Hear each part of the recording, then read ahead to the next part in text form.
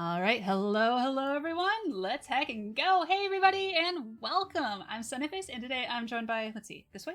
This one right here. Hi. Hey. Sam is here hanging out with me. Sam, how are you doing today? I am good. I had my goldfish and sparkling lemonade. Living the dream. Oh, Sour says hi. Sour says I hi. forgot to do Unfortunately, something. we don't have enough room on the screen for a cat cam today. I love you. Oh, Sam! You can't just like hang out and collab with me and then pay me for it. That's weird. But again, it's Prime Gaming. It's Prime Gaming. It's fine. It's fine. It told me it was there, so I was like, I have to press the button. That is what buttons are for. Boy, can you not rub on my microphone? That's very rude. You're a rude boy. You're cute though. Let's see. So, hi everybody, and welcome. This will be a reading stream, but first I'm going to show off some of the dumb things I've done recently, which includes I've made a new command. There's a whole bunch of different ones you can use in order to make this happen, but if you do exclamation point dive, exclamation point jump, I think sun cannon and sunspot are the others, it just kind of pops a little guy on there. It'll put your profile on there. Why? Because it's fun. Oh no, it's a universal cooldown. No, one moment. I can fix this. I can fix it, chat. I can fix it. No. Free chooser? No. Standard. Okay, this is my problem. It's fixed now. Is it fixed? It's fixed. I just had to switch it from a standard cooldown to a per person cooldown. It's still a 30-second cooldown per person, though. Otherwise, you'd end up putting a whole bunch of yourself on there, and you could flood the screen with yourself. When I was testing it initially, that's what I did. Is I just kept flooding the screen with myself and seeing how it worked. Anyway, enjoy. You can dive on the screen and say hi, and then you jump off, and I'm like, yeah, goodbye, buddy. It was great. There you go. See? Did you see him go? He went so far. So that's one of the dumb things I've been doing recently. I feel like there was another dumb thing, but I can't remember what it was. Remember what it was.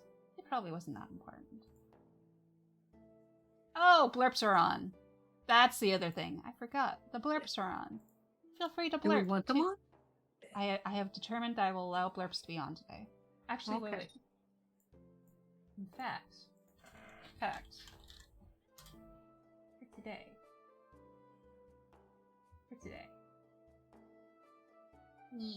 Sorry, I have to Don't give me noises, Blurp. Blurp! Why do you give me such a noise? I was gonna try and... I want to change it to channel points. Oh, you have to only do 50? I used to be able to just enable it, I thought. Okay, well, I'm not gonna mess with it. If I was gonna mess with it, I would have had to have done it before now. It's too bad. Alright. Man. I don't know what to do. I don't know if I have any other delaying tactics. I really want some. No delay. No delay. By the way, I have cider today. Cider. It is the Vanilla Bean by Locust cider. Uses vanilla and apples. It's pretty much just a straight sugary drink, honestly. Oh, Sam, did I tell you that I'm making my own cider right now? Yes, you have. How is that coming along? It's pretty good. We did the first rack, so... Assuming that I understand all the words correctly, which is not a guarantee because I'm teaching myself all this crap. Racking is when you basically drain out a fermentation container, like I use carboys, into another one, so that it helps with clarity. It removes it from all the like dead yeast that piles at the bottom, which can cause the flavor to go off. Right. So yeah, so I did the first rack. It's looking really good. It's a nice dark color. We did a tiny taste. It's got a little bit of alcohol to it. It's going to have a little bit of, like, tartness, I think. So I think it's going to be a good one. We'll have to see. But before we get started, cheers, y'all.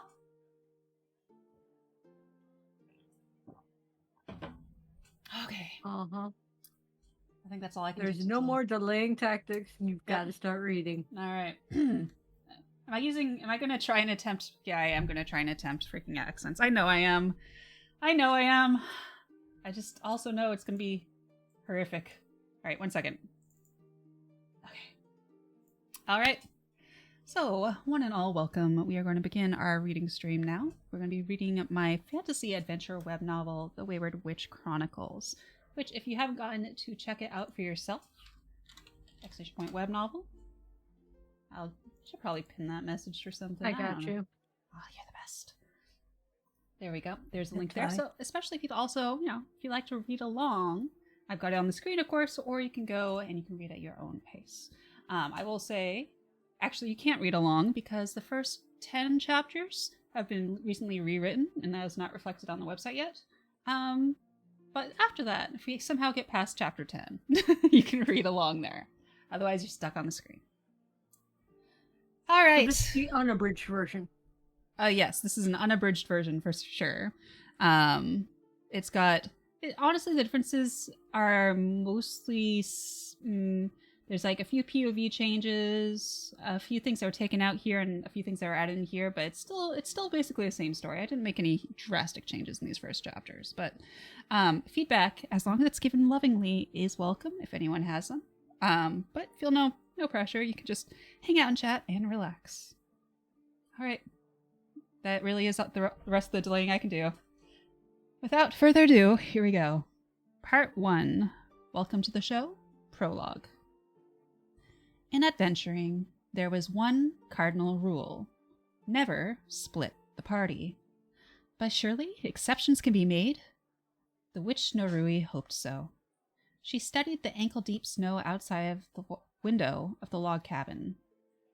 The white squirrel perched on her shoulder chittered a question into one of her ears, long and pointed as all Amani's were.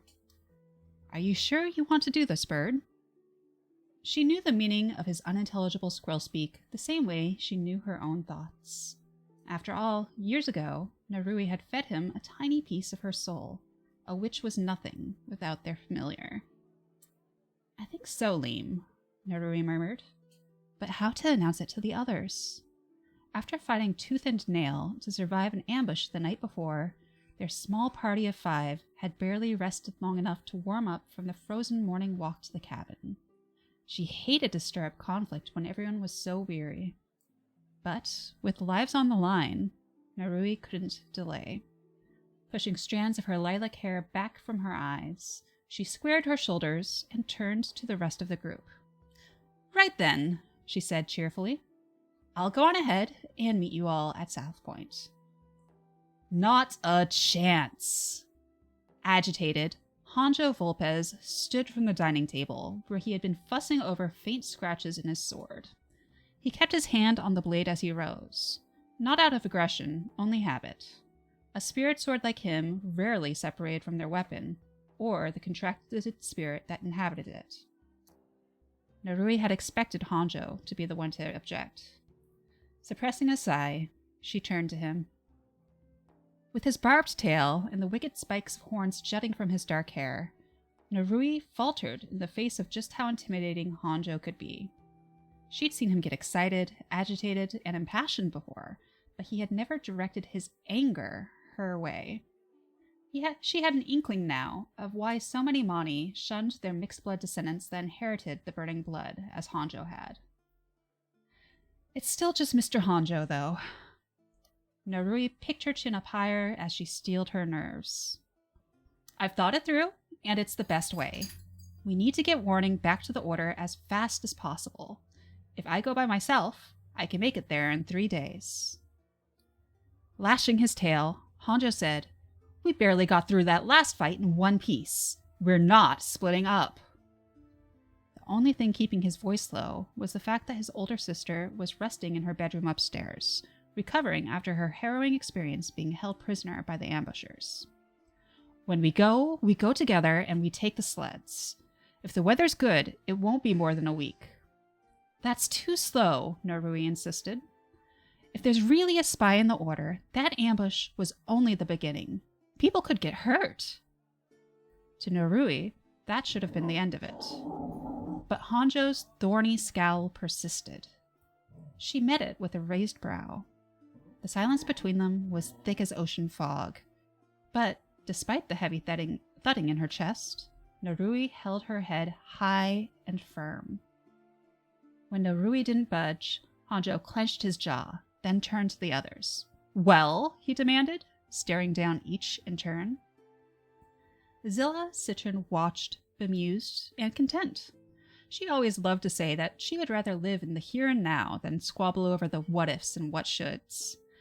Anything that didn't have to do with battle or pleasure didn't interest her. Her feet propped up, speckled with silver scales, like all those descended of her snake-touched Mani ancestors. She took a long sip of her mug of hot whiskey tea and said nothing.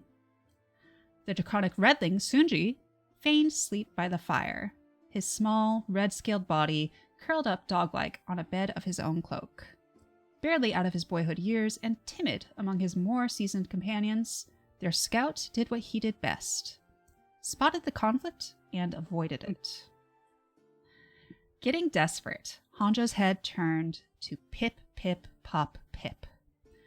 The bright blue frog-like Nurali was the final member of their party and Hanjo's sole remaining hope for assistance. And if this argument had taken place even a week ago, Hanjo might have counted on his support.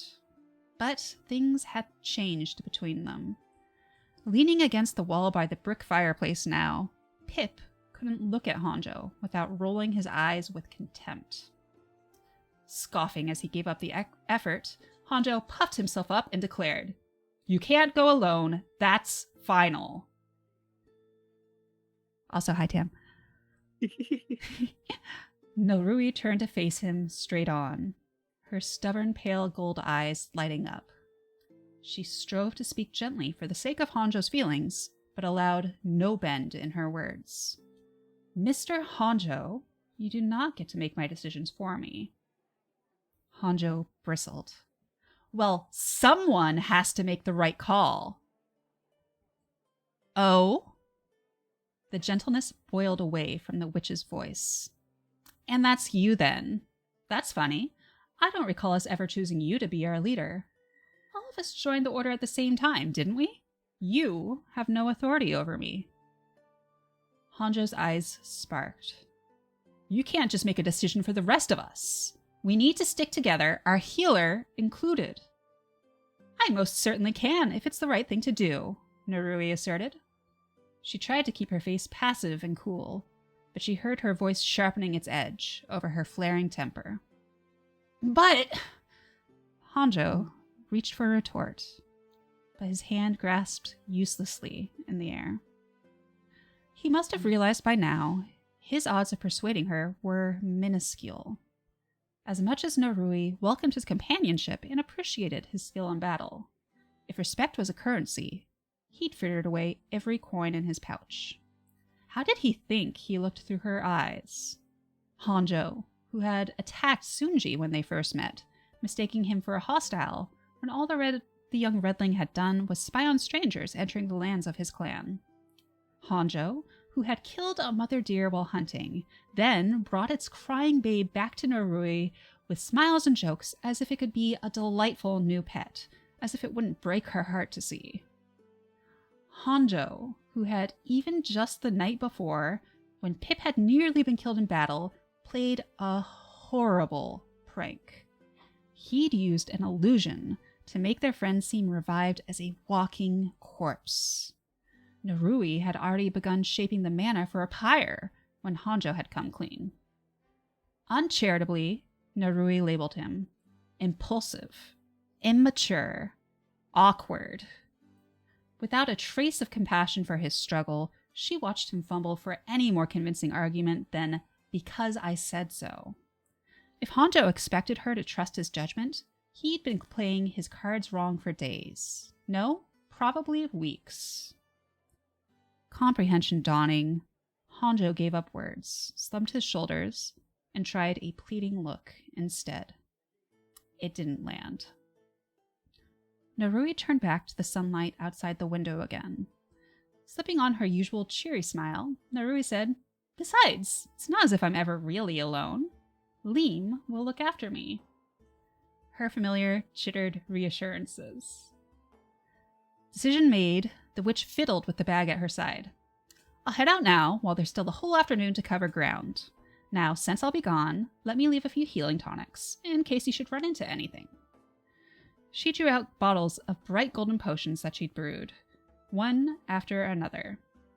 The bag was too small for all that she produced, but enchantment worked wonders. Yeah, Honjo's seriously in the doghouse. Oh yeah. I'm loving the descriptions. I'm just like I'm just patiently eating and not making noise because it's too good. Aw, I'm glad you're enjoying it. Alright. Oh god. Okay, now the soothing part of the story ends because now I have to do the accent. Hold on. God dang it. I literally cannot start off this accent without trying to go southern, and it's not a southern accent. Better not be loose laughing at me in the background. Which accent are you trying to do? It's like an Irish-Scottish abomination. Hold on now. Pip chose to weigh in after all. He might not stand even a single meter at his tallest, but he had an outsized voice when he wanted to be heard, and he was booming with it now. I didn't like the idea of just ye and Lean going off. There's too much what could go wrong, and be honest, lass. Can you make it that distance that fast and still be looking after your own safety? Leem barked out a hot retort, but Narui paused.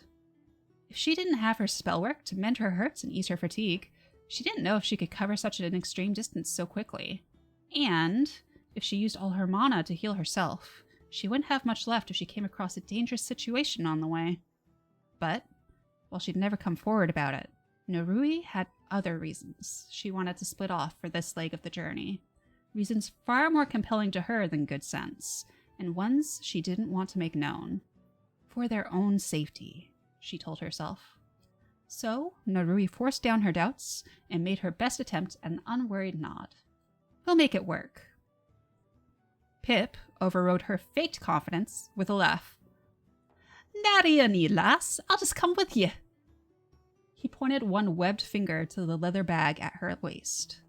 That bag of yours, what holds more on the inside. I can hit a ride in there, yeah? Narui stared dumbly down at the bag at her side. You could, she admitted. Its opening was barely 3 handbreadths wide, but that was all a small creature like Pip would need. But... Right, I'll keep along then, Pip said with a grin. Narui fumbled to find words to protest. Honjo objected first. Hold on, it's still too dangerous. Don't ye worry, laddie. I'll keep her safe. Promise. The Nurali met Honjo's eyes then, firm and resolute. It's still safer if we'll see y'all at the safe house in South Point, eh? With a roll of his eyes, Pip raised his voice to carry over the objection. Travel safe? Didn't get into any dumb fights? Honjo opened his mouth to continue the argument, but Zilla swept over his words, setting aside her empty mug and rising from the fireside chair. Yes, friends, and you as well. Drinks on me when we meet again, yes? She flashed her usual easy grin and tugged at Honjo's elbow. Come now, we've packing to do without delay. The faster we move, the faster we catch up. At the same time, up on his tiptoes, Pip reached for the flap of Narui's bag. Lass, mind coming a wee bit closer? He smiled as she stooped, bringing the satchel within easy reach, even as she still scoured her mind for an excuse not to bring him along. Fluff, I hate you. I mean, I love you, but that's horrible. Chop some haggis, then you'll have a Scottish accent. Please, can I ban my husband? I mean, maybe? Maybe. All right. Or you can make him do the accents. I mean, tempting. I might drag him in here. There is one character that we do have pegged for him, but that's going to be like chapter 12, I think is when that character comes up. Okay. So if he's still around when that hits, I might drag him in here. Let's see. Tam, or get a penny in the shape of a traditional Scottish battle axe. A penny? I mean, that sounds awesome. Accent. Oh no! I should have known. Why do you cause me pain? Okay, let's see. You think you can carry on with me here? I think that was the last thing I said. God damn. Good luck. Him asking. Time. God damn. Him. Oh, dab. All right. Ready? Dab, dab, dab, dab, dab, dab. All right. Thank you for your channel points, sir. Have a nice day. Him asking was a courtesy. There was no point in denying it. The bag's magic ensured he didn't add any weight to her load, so long as he didn't lean too heavily on its edge. Narui smothered her dissatisfaction with a stiff nod. Settling with a cheery smile, Pip asked, "Are you ready to be off then?" Narui hadn't been able to break off from the party the way she'd hoped, but maybe if it was just Pip, it wouldn't be so bad. Yes, Narui responded, fitting the goggles from atop her head over her eyes and drawing up the hood of her cloak. Leem slipped inside the hood and curled around her neck, readying for the long journey ahead. A tug at the waist of her dress gave her pause. Sunji, ever quiet and skillful, had abandoned his napping pretense by the fire and crept up on her. He peered at her with worried eyes. "Go soon, Norui and Pip?" Norui smiled and rested a hand on the scout's scaled head. "Norui and Pip go now," she replied, "but see Sunji again soon. At South Point." Sunji fidgeted his lizardly tail. "Sunji, go with Zilla and Hanjo. See again soon," Norui insisted, and bent to give Sunji a small kiss atop his head. Hissing happily, Sunji waved her and Pip farewell and scampered after the rest of the party. From the corner of her eye, Narui saw Hanjo's dark, displeased stare. She knew she ought to bid him goodbye, but frankly, she didn't want to. If he was smart, he'd have a proper apology prepared when they met again in South Point. For his prank, for his attitude, all of it. Setting her lips, Narui only nodded at him and swept out the door. The winter cold bit at her nose, and she pulled her scarf up to mask her face. Her hair bounced as she trotted down the log steps from the house and picked her way through the snowy path. She directed her attention again to the skies above. There were high clouds and a faint snowfall, but nothing that promised worse weather to come. "Ready, Pip?" "Aye!" Her small companion beamed up at her. A deep inhale from the witch, then a preliminary stretch of limbs. Arms, legs, and one more set. Massive, white and gray dappled wings swept out from beneath the cleverly stitched and ensorcelled folds of her cloak, reaching high and wide. Then, in a kickback of snow powder and an excited whoop from Pip, she streaked upwards. 3 days to South Point. She could do this, and for the sake of the people in the Order depending on her, she had to. When the rest of the party arrived in South Point a week later, they found Pip half dead, and Narui was gone. Never split the party. What the hell happened? That's a good question. Dun dun dun! And already I like Sunji. It's Dude, already my Sunji. favorite character. Sunji is so adorable. And I've written a novella where, God, he plays a decent role in the novella. And honestly, first of all, he's freaking adorable. Secondly, I think, not to be weird, I think that people who read the novella and are into the characters, I told my husband this as soon as I wrote this. I think they're gonna try and ship Sunji and Pip. Just because Sunji is so goddamn sweet and he's cute and It's gonna be interesting. I love It's Sunji. gonna be interesting to see. Me, on the other hand, I'm of the I need Sunji merch. I need a plushie. Oh my gosh. Oh my gosh, that'd be so cute. Also, hey Art, welcome in. Hey, Artie. Like, right now, okay, so, like, this entire novel was based off a D&D campaign. So all the races are kind of like D&D coded in some way. And Sunji is kobold coded. Okay. But I've been trying to decide whether I'm going to keep him fairly close to kobold appearance, or one of my beta readers was suggesting like even like making him a quadruped, and I'm trying to decide like how would that work. That'd be really interesting. Like, I'm always thinking like something like a small version of maybe like Randall from Monsters Inc. I don't know, but for now at least, he's still very kobold like. And yeah, Sunji merch would be incredible because he's so cute. He's probably the most adorable character in the novel. Sorry to all the others. Sorry, Liam. Liam's gonna be really upset with me. I do have. Where is he? Oh, he's way up top there. No spoilers. One moment. No spoilers, Tam. I do have. This is Liam. Back before we were dating, even Luce gave this to me. Aww. Little familiar. Yeah. He's cute. Let's see, which was the one with the short lifespan? Was that it? So, Neurali have the shortest lifespans of anyone in the party. Neurali typically will live 20 to 30 years. So they mature very quickly. I think at this point in the story, Pip is probably about 6 years old. Oh, okay. 6 Making years sure, old? Tam. No, Tam, you're fine. Honestly, it's like the book isn't even done yet, so I don't expect anyone to read it. But I enjoy getting to share it with the people that are able to engage with it on its kind of like weekly release cadence. So, but yeah, so shortest lived are the Neurali, usually like 25 years age. Kobolds, or sorry, god damn it, Redlings are about 50 to 60 years.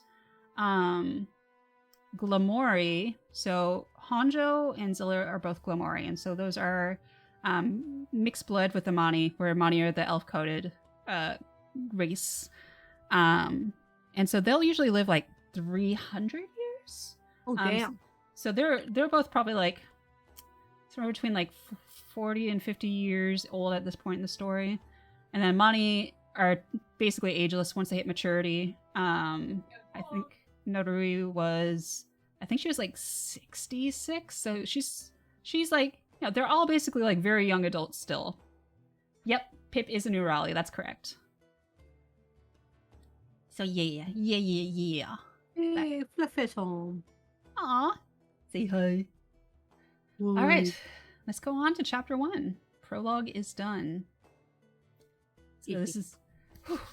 Chapter 1 is probably chapter 1 through I think like 3 are what got the heaviest rewrite. So we'll see how these go. Magic wasn't supposed to be out in the wild anymore. That's what people thought, at least. Alan West knew better. After all, he was the one they sent for when there was an illegal magicer about. He'd just finished wrapping up an interview for an ongoing investigation when the messenger arrived from the Bureau of Magic Regulations. A new development, a report of an attempted abduction by a magicer in a little village called Twin Oaks. The region had no registered magicers, so they presumed this one unpapered. Their alarming behavior warranted immediate action. West was the nearest investigator, and his current project could be paused.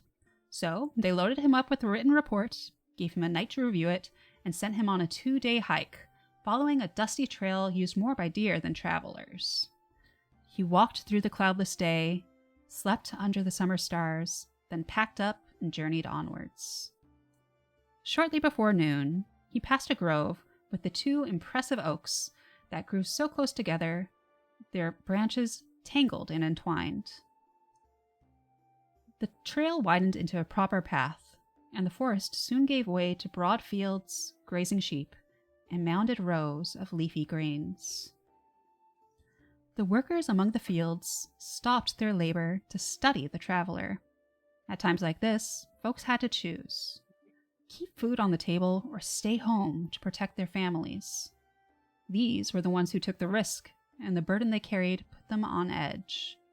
While West didn't begrudge them their suspicions, he didn't like the contemplative way they gripped their sharp tools and sidled near the fence line.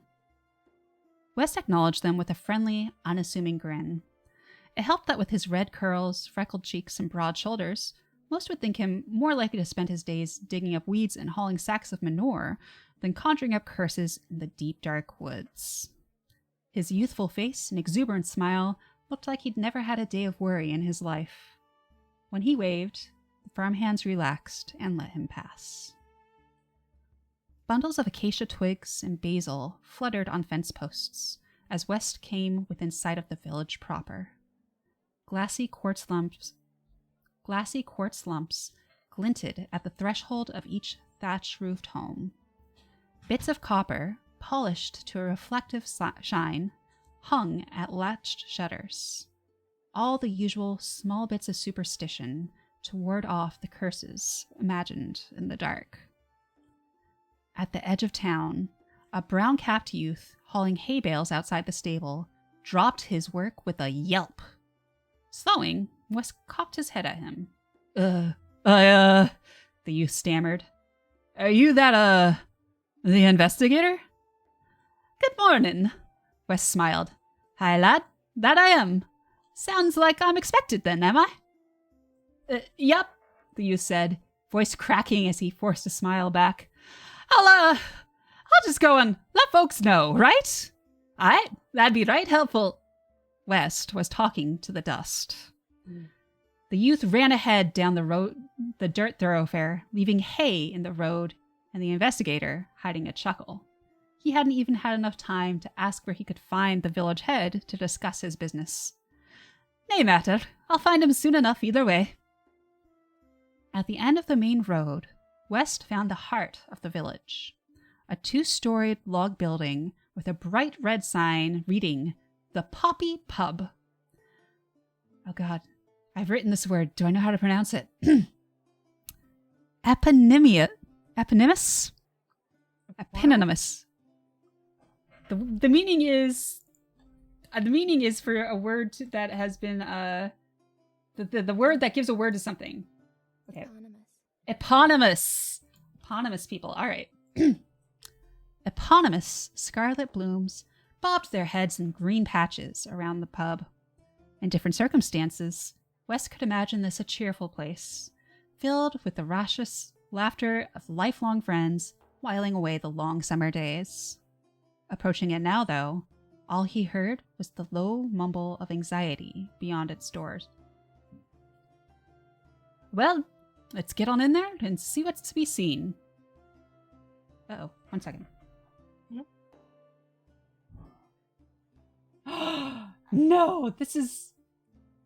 What? Oh, this is Are an you update reading with... the wrong story? This is an update with the rewrites. What the hell? No. 1 moment. I can fix this, chat. I hope I can fix this. It has to be said, y'all. It's not a stream with Escoff. It has to be said. I would say this is partially rewritten. Hashtag pro streamer, hashtag pro author. Oh, crap. Your honor page ruined. Oh, no, y'all. How did I... Uh-oh. You had us all on the edge of our seats. Oh, no. I can fix this. How did I do this? Oh my god. Okay. So, Sam, how's your day going? Oh, my day is going great. Yeah? I'm enjoying this thoroughly. Nice, relaxing. Yeah. Yeah, it's great. Okay, This is great. Oh, Sam played Mass Effect 3. How'd you like that? How did I manage to do this? You How? kissed Jack. That's the big cut. Do I have it right in the big cut? So just No. a little airborne, still good. Do I have it right on my Scriba file? I don't want to have lost that work, damn it! I don't think it'll be right here because this should be the old version. No, I can do this. I can figure this out. Oh, shit. Panic. Y'all thought you were coming in for a nice, calm, cozy stream. Instead, you get to see me have a mental breakdown in real time. Let's go. Where are my versions of this? Here we go. Here's my versions. How the heck did I manage this? I know I had to do some weird stuff. Okay, wait. Okay. Somehow on January 13th, I did an oopsies. So... How bad of an oopsie? That's what I'm trying to decide. I don't know how much work I lost. Or not so much work that I lost as work I'm going to have to recover. Because this is all done in Google Docs, which means all the old versions are still there. But somehow or another, we're just going to go bloop and bloop. Alright, and...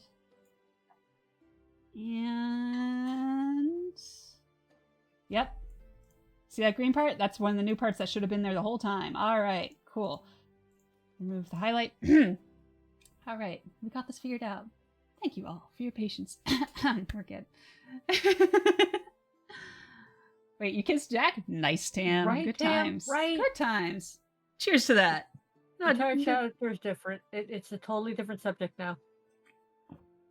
Alright, y'all. Continuing on. So, with Poppy Pub, the Is that going to be the name of your pub in Traveler's Rest now? Ooh, that'd be great. I don't think we get to name the pub, do we? We can name it in our hearts. In the beginning, when you make your character, you do. I don't remember naming mine. I don't know that mine has a name. Oh, God. It's Traveler's Rest. Okay, that checks out. Anyway, in my heart, it can be the Poppy Pub. That's fine. There we go. Okay, here we go. So, imagine a cheerful place filled with the raucous laughter of lifelong friends whiling away the long summer days. Approaching it now, though, all he heard was the low mumble of anxiety beyond its doors. One of a cluster of children at the window spotted him. When she elbowed the rest, they met him with stares and whispers as he waved and walked by. Well, let's get on in there and see what's to be seen. West straightened his back and entered. Like a gust blowing out a candle, the breath of air accompanying West through the door extinguished all conversation in the pub. West blinked and stalled at the doorway, counting the gray-haired heads swiveled at him. Every idle-handed elder in the whole village must be here, West marveled. Gossiping like hens in a coop, no doubt. It would be funny if you didn't know how damn scared they must be. He'd do his part to dispel their fears, at least. Well, hello! Good afternoon to the lot of ye! West greeted the staring assembly. Pardon me intrusion, but would one of ye be the head of this village, or would nae mind telling me where I can find him? An uncomfortable murmur passed between those gathered at the long tables. The pubkeep took it on himself to answer. Take a seat, and I'll send for the head woman. Investigator, is it? One of your people has been about as well. Said he was to be told when you arrive. I'll send word to him as well, right? West nodded. The keep motioned at a young boy, the stable hand who'd run off when he'd spotted him on the street, West recognized, who gulped down his drink and took off for the door. The pubkeep turned back to him. What do you drink? The investigator slid onto a stool by the bar, dropping his pack on the next seat over. Just water'll do me. But have ye anything for a meal? Been on the road since yesterday morn, and I've a mighty hunger building. Quick negotiations ensued for a night's lodging and meals, and ended with West passing over 16 iron bits for an upstairs room key and a hearty slice of bread smothered with cheese, figs, and bits of pork. That sounds delicious. Right? Oh, man. Let's be real. Fantasy food is one of the best parts of the genre sometimes. His every bite watched, Wes projected relaxed calm as he tucked into his meal. Conversation had restarted in the room, but all talk was a hushed, indiscernible breeze.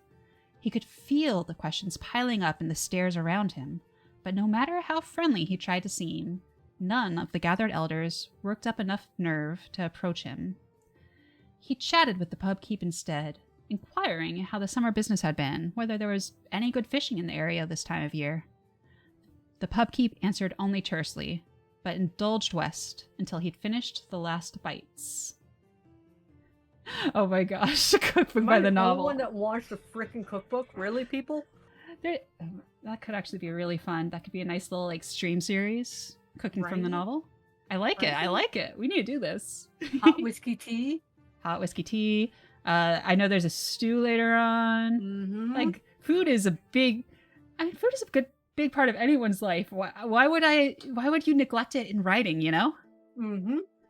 Though there will be at least one food that comes up that you might not appreciate as much. We'll see how it goes. All right. Just in time, too. As the pubkeep cleared his plate, a wiry and hawkish woman arrived with a stable hand. She had piercing blue-gray eyes, and her wild mane of white hair curled over her dark green shawl. The first read of her face upon seeing West was open doubt, bordering on disdain. She barely feigned deference as she greeted him. "Investigator?" West wiped crumbs from his mouth and stood.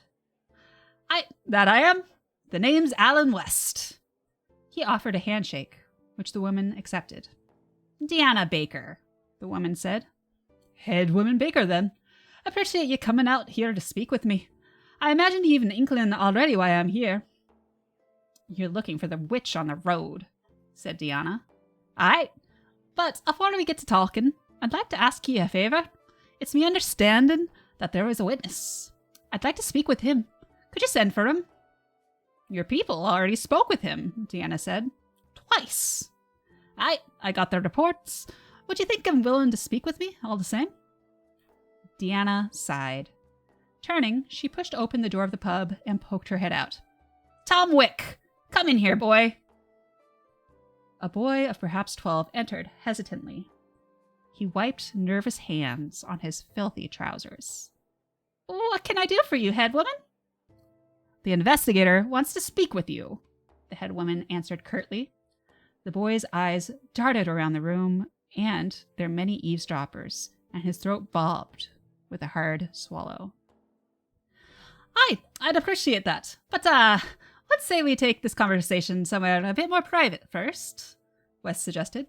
"Midroom upstairs, perhaps."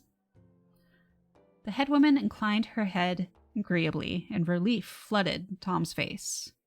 West collected his room key and directions from the pubkeep, then led the way upstairs. Arriving at his modest, yet comfortable room, West gestured the boy and head woman to the two chairs at a small table along one wall. The boy shook his head. "No, sir, thank you. I don't mind standing." With a shrug, West pulled out a chair and sat himself across from the head woman. West heard, and ignored, a shuffling noise from the door. He imagined a few ears were pressed to the door, but spying locals didn't bother him, as long as there was no audience participation. "All right, Tom," the head woman said. "You know what an investigator is." "I've heard stories," he said, but his pitch was uncertain. "They hunt down magicers, don't they?" Deanna nodded. West chimed in. Just those what aren't papered, or who are acting outside their rights. Most magicers didn't make any trouble at all for folks after all, but when one's acting funny, that's when they call folks like me in. For example, it sounds like ye might have met an odd one out on the road recently. Hydrate, redeem. Water is life, friends. So drink up. Mm-hmm. Cheers. Thank you, Sam. Mm-hmm. Oh, okay. Yeah, I needed that. Yeah. Realizing that my lips were sticking a little bit together. I could hear it, and I'm like, nope, you need to hydrate.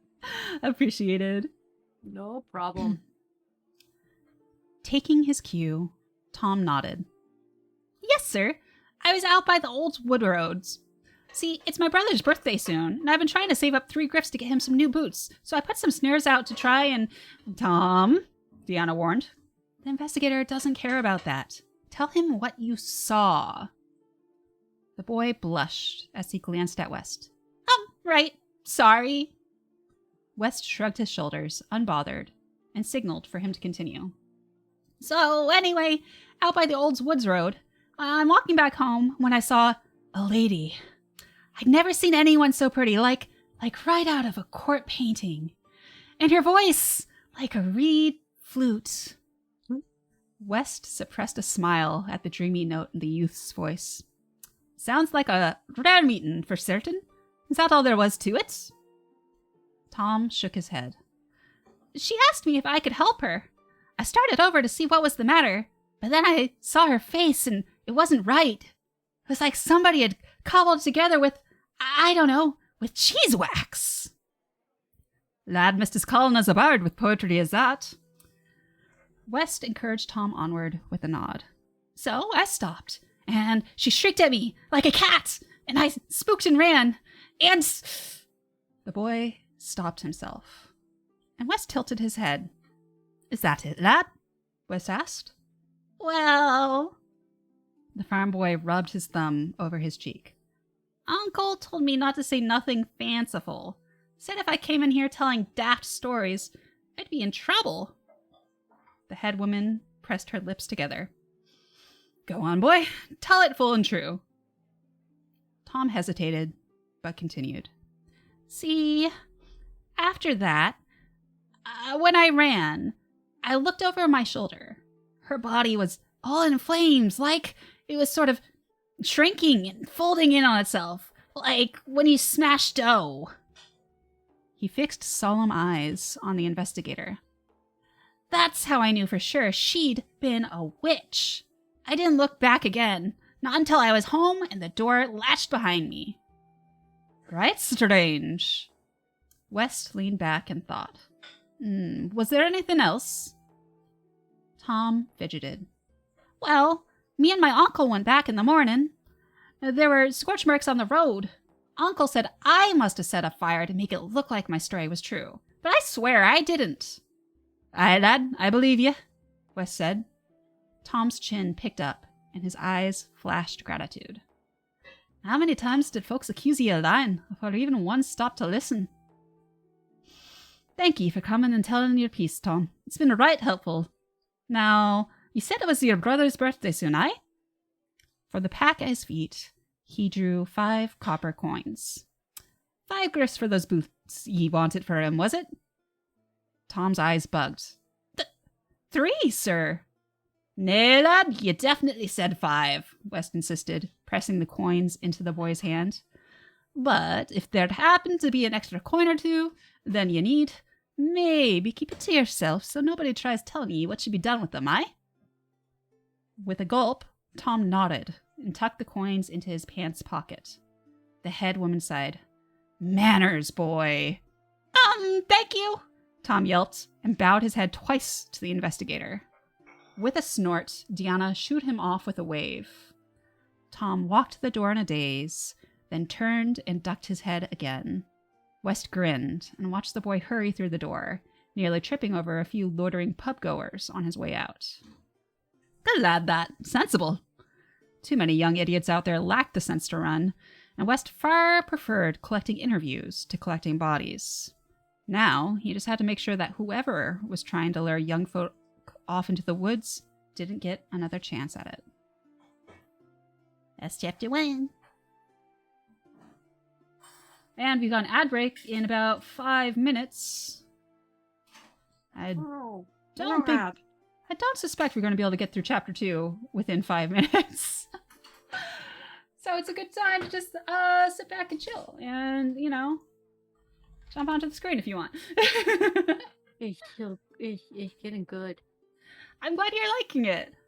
There was like a whole piece there that developed Deanna's character more that I ended up having to cut. But I did like it. Oh, you know what? We got 5 minutes. One second. Why not? We can go back. We can go back for that. Especially since I obviously have the old versions of these chapters still saved. So initially, the way that I had this set up was Tom wasn't going to be outside the inn. They were going to first go up to West's room, and then West was going to be like, oh, we should talk to Tom, and Deanna was going to have to leave and then come back. There was a lot I had to rewrite to change things. But when they left, one of the elders actually confronted, and I kind of liked it because it got to show Deanna being kind of spicy. Oh. So Here. This is how that one went. And here, it's all X'd out, but ignore that part on the screen. All right. See, Tom might like to speak. Blah, blah, blah. Yeah, this is where I was doing some of the editing. Blah blah blah blah blah blah blah. There you go. So, thank you. Now, if you didn't mind, let's head up to my room so we can chat private like, aye? And as you wish, investigator. Sweeping his bag up onto his shoulder, West turned to the pubkeep to ask the way to the room. Before he could, though, he heard the scraping of a chair. Now hold just a minute there. The cross voice creaked with age. West fixed his smile in place and turned to face the pub goer, a gray-haired man with knobby fingers, one of which was jabbing the air towards him. Whatever you've got to say to the head woman, you can say to all of us. We deserve to know what's going on. West glanced at Deanna for guidance. She glared at the interloper. This isn't the time. Let's see. You can see where I rewrote stuff, so we'll skip that part. Pouting, the man shifted his voice into a whine. Come on, Deanna. It's our town, ain't it? Witches in the woods, strangers coming through town.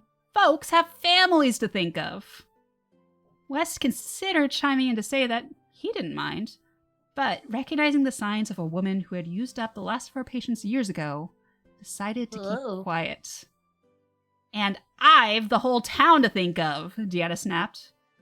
Remember last year when I told you all, well, I think it's time for me to retire, and you all came back to me being, but Deanna, ain't nobody knows how to take care of this town like you. Ain't nobody knows how to pay off the tax man, or organize the Fields Burning Festival, or keep the Eversons and Hartleys from killing each other over whose turn it is to use the South Fields. You all said that and didn't let up until I agreed, didn't you? An uncomfortable shifting rippled through the room, eyes averting and drinks being intensely studied. The target of her ire looked like he wanted to shrink down until he could escape through the floorboards. Deanna sniffed contemptuously. Well, you did. And so when I say, go stick your nose in shit before you put it into my business, all I expect of your back is, yes, head woman. So? Cheeks tinged red. The man grumbled, ah, hell, Deanna, what did I just say? Yes, head woman. Thank you, the head woman said. After a beat, she sighed. When I'm done speaking with the investigator, we'll call a meeting. Make yourselves useful and spread the word, would you? As the villagers filtered from the room, at least some of them, Deanna turned to West. Let's go, then. With a final, sympathetic glance to the humiliated man hunched over his drink, West collected his bag and the key to his room and led the way upstairs. Yeah, the moment she started reading off that list, I was like, ah, shit. Push too far, push too far. Retreat, abort. It's like, I loved getting to show her character like that. Mm-hmm. And if I can find a way to work it in somehow, I still might. But also, she's like also very much a side character. And it's like, how many words do I spend on side characters? If it makes me laugh, it's worth it. But it's hard to decide. I mean, if it's also one thing where, is she just a side character for this moment? Does she come back? Currently, no plan to have her come back. I always say currently because you never know what might happen. Right, but, right. She builds up the moment a lot. Mm-hmm. All right, and our ad will be starting any moment now. So I've already got the sunspot appearing. Nice. Yep.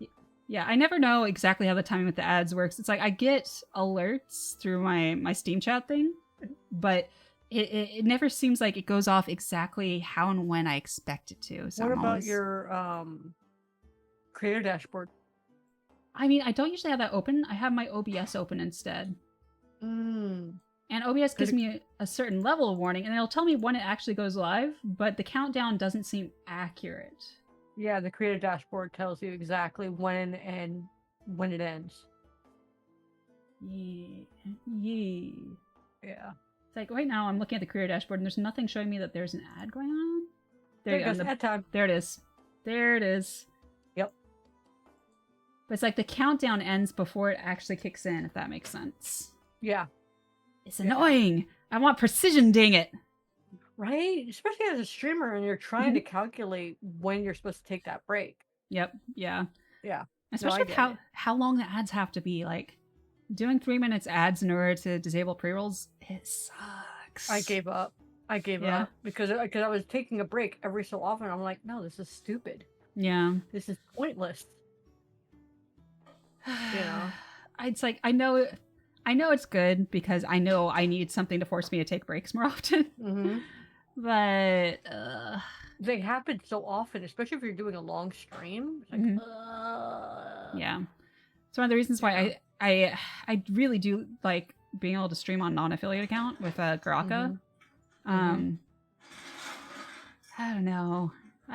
There's a lot of benefits to it. But then you don't get channel points, and then people don't engage with the things that you build to interact with, and that's sad. Yeah, it's a double-edged sword either way. I think that's one of the reasons why I was like, screw it, I'm just going to do the 30 minutes. Yeah. Yeah, I mean, you would think that, Tam, but after a while, like, it gets to be a lot. Because the hours go by quick. Yeah. I think... And it's just... I think some of it also depends on just how you're wired. Like, for me, I hyper-focus. I get in, I don't want to get out.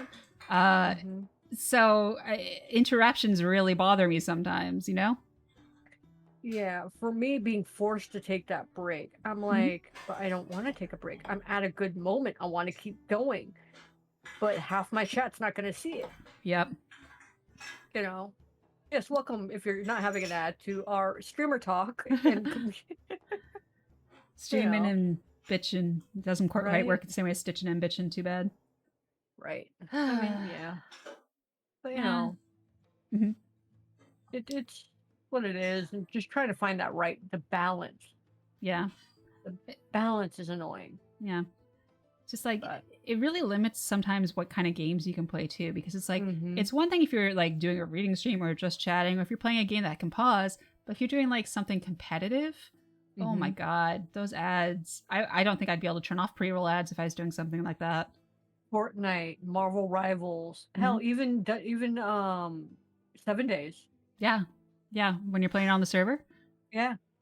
You can't pause that. And there's random whores that come in and you're doomed. Yep. Yeah, definitely no good. No bueno. Yep. One of the reasons why I quit. All right, here we go. 5, 4, story time. 3, 2, 1. Hey, welcome back, y'all. All right. I think we can go ahead and get started on chapter 2. Woohoo! All right. Also, I keep seeing a flickering on my screen. If that's showing up on stream as opposed to just randomly at me, let me know. It's you. Oh god, that's really annoying. I hate it. I want to switch to studio mode and see if that fixes it. All right. Continuing onward. Chapter 2. Well, Deanna said once the door had closed again. Did you hear all you needed, investigator? Aye, thank you. Now, I heard something happened after Tom's meeting in the woods. Is that right?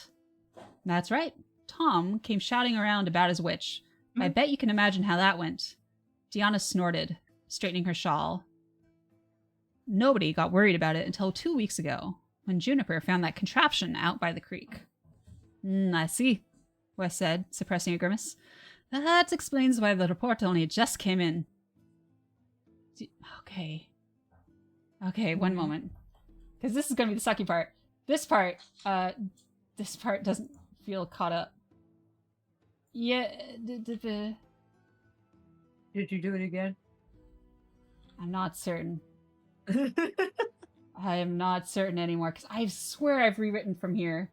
I swear I've rewritten from here. Author. Dude, the proest of authors. And yo, alright, thank you for that hydrate redeem. Water is life, friends. So drink up. Cheers. Oh, that was needed.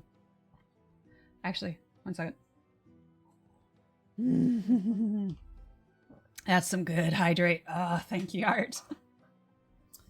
Alright. From here on out, unless there's something egregiously wrong, I'm just accepting whatever version I'm reading is the version I'm reading. Alright.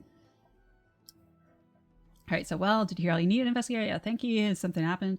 That's right. Tom keeps shouting around about his witch, and I bet you can imagine how that went. Deanna snorted, straightening her shawl. Nobody got worried about it until 2 weeks ago, when Juniper found that contraption out by the creek. I see. Wes said, suppressing a grimace. That explains why the report only just came in. Deanna nodded. Once we knew it wasn't just a tall tale, I sent my boys to town to petition for protection. That's when your people started coming in. First that lady that asked all the questions, then that half-breed that spends all his time out in the woods. The word half-breed brought a twitch to West's eyebrow. And a middle finger from Sam. That'd be our man from acquisitions, he said instead. I don't understand why they wouldn't just send for you first. Only investigators actually deal with magicers, is that right? Aye. But somebody's got to take a look at what your people found out by the stream, too. Folding his hands behind his head and leaning back in his chair, West explained, Acquisitors are the ones what go down hunting illegal enchantments and the like. They've got tools and know-how beyond what an investigator's got. And Glamori, he stressed the proper name for a so-called half-breed, are especially good for the job, seeing as half the time they inherit magic sight off of their money side. So trust that our man's doing his part keeping your village safe, right? It'd be easier if you just tell us what that thing out there is, Deanna grumbled. West hesitated. I understand your frustration there, but, how to put this? Those folks of yours down there, right? If one of them knew what it was, how long do you figure it would be before one of them tries fussing with it? Deanna inclined her head, conceding the point. Regardless, I hope you got what you needed. Tom didn't say anything I couldn't have told you. Might be, Wes said, with a shrug of his shoulders. But Tom had some interesting information, like about the magicker changing as he ran off. Deanna frowned. That wasn't in your reports? It was, but nae the way he told it, Wes said, looking in the direction Tom had left appreciatively. See, you'd think a magicker trying to hide themselves would use a bit of illusion. Illusions dinna take much mana. You know, what magickers use for their casting. But what Tom saw was a proper transformation. And that takes a lot more power to work and keep working. Getting caught out must have upset her enough she lost hold of the spell and changed back, giving Tom the chance to run off. The head woman's brow knitted itself closer and closer together as she tried to follow his point. What's it matter what the spell was? Well, it tells us that whoever Tom met out there, it was nae a witch, Wes said. A witch wouldn't use a transformation spell, where an illusion would take less mana and do better. I'd put me money on this being a hedge wizard, someone what taught themselves magicking and never learned how to use a proper illusion. If you say so, magicker. I don't see much difference. Yo, Blaze, welcome in. Good to see you. That's why the magicker gets paid more money. Yep. West blinked. Aye, well, maybe nae for ye, but they sure won for my work. The investigator chatted away happily, despite the head woman's dour reception. With witches, you can't do much negotiating.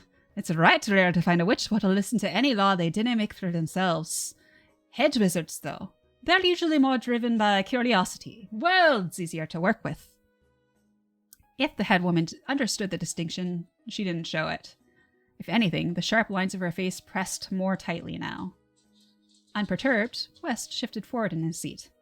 Anyways, the real matter to be discussing is, who do you figure this magicker for? Could it be one of your folks here in the village? Certainly not, Headwoman Baker scoffed. Sure as the night chases the sun, it's one of those damned frog folk at the lake. West felt his good cheer evaporate. He sighed. One of the Narali? What makes you so sure? Deanna scrunched her eyes, frowning. He said she was shrinking. What's that sound like to you, if not one of those tiny croakers up to no good again? West wrinkled his nose at the crude slur croaker, but didn't comment on it. I can see why you'd think that way, but it's nae likely. With them living so close by, you ought to know that Norali only live 25, 30 years, aye? Most forms of magic can take a long bout of studying, and Norali ne've the time or teaching to do it. Except when they do, Headwoman Baker said, crossing her arms. A familiar disappointment settled over West. He gave up with a shrug. Aye, except then. It made no difference to his work what she thought, so it was senseless to press the point further. Whatever's out there, we'll be finding out properly tonight. What needs figuring now is keeping your village safe until then. Once the sun's down, all you folks here gotta stay inside till morn. Doors and windows shut. I'll work out the rest. Can you make sure that's known? You won't have to ask twice, the head woman snorted. The whole village is in a terror, and nobody's going to do anything stupid till you've sorted this out. But if you don't, we'll find a way to sort it out for ourselves, was the unspoken warning. Is that all you need, investigator? You'll be able to take care of our problem? Aye, that'll be all. Thank you kindly for your time, head woman. Deanna rose and strode to the door. The villagers lingering outside seemed suddenly fascinated by something out in the air as she glared at them from the doorway, and West heard the head woman warming up for a fresh telling off as the door closed behind her. Once she was good and away, West leaned back in his chair, blowing out an exasperated sigh. "Feckin' bigot!" West grumbled, fumbling through the sheaf of papers from his pack. Sure enough, there had been no mention in them that this magicker was a suspected Neurali. It was a running joke among the investigators that whoever assembled the reports left bits out on purpose, just to make sure the investigators were keeping on their toes and following up with their own research. The joke felt a little too real when critical information was missing, though. At least he'd gotten all he needed from meeting Tom and Deanna. As for the rest, any moment now, he suspected, it would be time for his next meeting of the day. When a rapping came at the door, a familiar voice brought a grin to West's face. "Investigator, may I enter?" "Dover Ropes, of course. Come on in." West rose to his feet as the door opened and a familiar figure entered. As usual, Dover had pulled his shock white hair into a long, straight braid along his back, bright against the black of his crisp bureau uniform jacket. His ears were subtly pointed, and 2 silver studs pierced through the lobes. The man's sienna skin and narrow eyes brought West bittersweet memories of his travels with Dover's grandfather. Though Dover often set his face too seriously for his young years, West's broad grin softened a smile out of him. "I hope your travels were pleasant," Dover said. He pulled a badge from his jacket and held it out for inspection. "Is it West today?" "Aye, West will be right for here," the investigator agreed, pulling his own badge from inside his vest. When he tapped the badge to Dover's, both badges rippled with light. It wasn't as though either man needed to confirm the other's identity, but the greeting between bureau members was habitual. As West put his badge away, he gestured to the table. Dover pulled the chair out eagerly, and West sat across from him. "It's been a couple of years, eh?" "Not so many," said Dover as he detached his 2 slender swords from his belt, laying them on the table in front of him as he sat. The thick knife stayed at his hip. Still one of the junior inquisitors. "Aye, but you come a long way since running messages and hunting down rumors. Heard you got promoted after 6 months." 7, Dover ducked his head. "All thanks to your guidance." "Still a right fast transfer," West admired. "I'd nae be surprised if you get your investigator badge afore the century turns, assuming you're still wanting it." "Absolutely," Dover leaned in. "Acquisitions has been some fascinating work, but I'd rather be curing the disease than chasing the symptoms." West's smile flattened. Didn't I be losing sight of the fact that the disease happens to be people?" Dover shook his head. No, I haven't. But I mean, it's a hell of a thing. Most of the time, I'm collecting harmless little contraptions. But 1 in 10, they're just unthinkably wrong." Resting one arm along the edge of the table, Dover opened his hand with the other, as though offering explanation. Some half-trained mage tinkers around with pieces they pull off a rotting chimera. Then enchantment goes sour, and you get a bag that'll bite the hand off of whoever's reaching into it, or a glove that sets buildings aflame whenever you snap. And then you get the ones that do have malice, as well as power and imagination. You're nae a junior inquisitor if you're taking acquisitions like that in, West noted. Dover grunted with a shrug of one shoulder. "You're right, lad. Things can go devilishly wrong when a magicka with more power than sense goes tangling with tricks outside their means. Even so, most of 'em aren't doing any harm. The first step toward setting things straight is simple talking. Takes a fool to pick a fight with the Magicker without trying another way first, and there are nae fools among the investigators.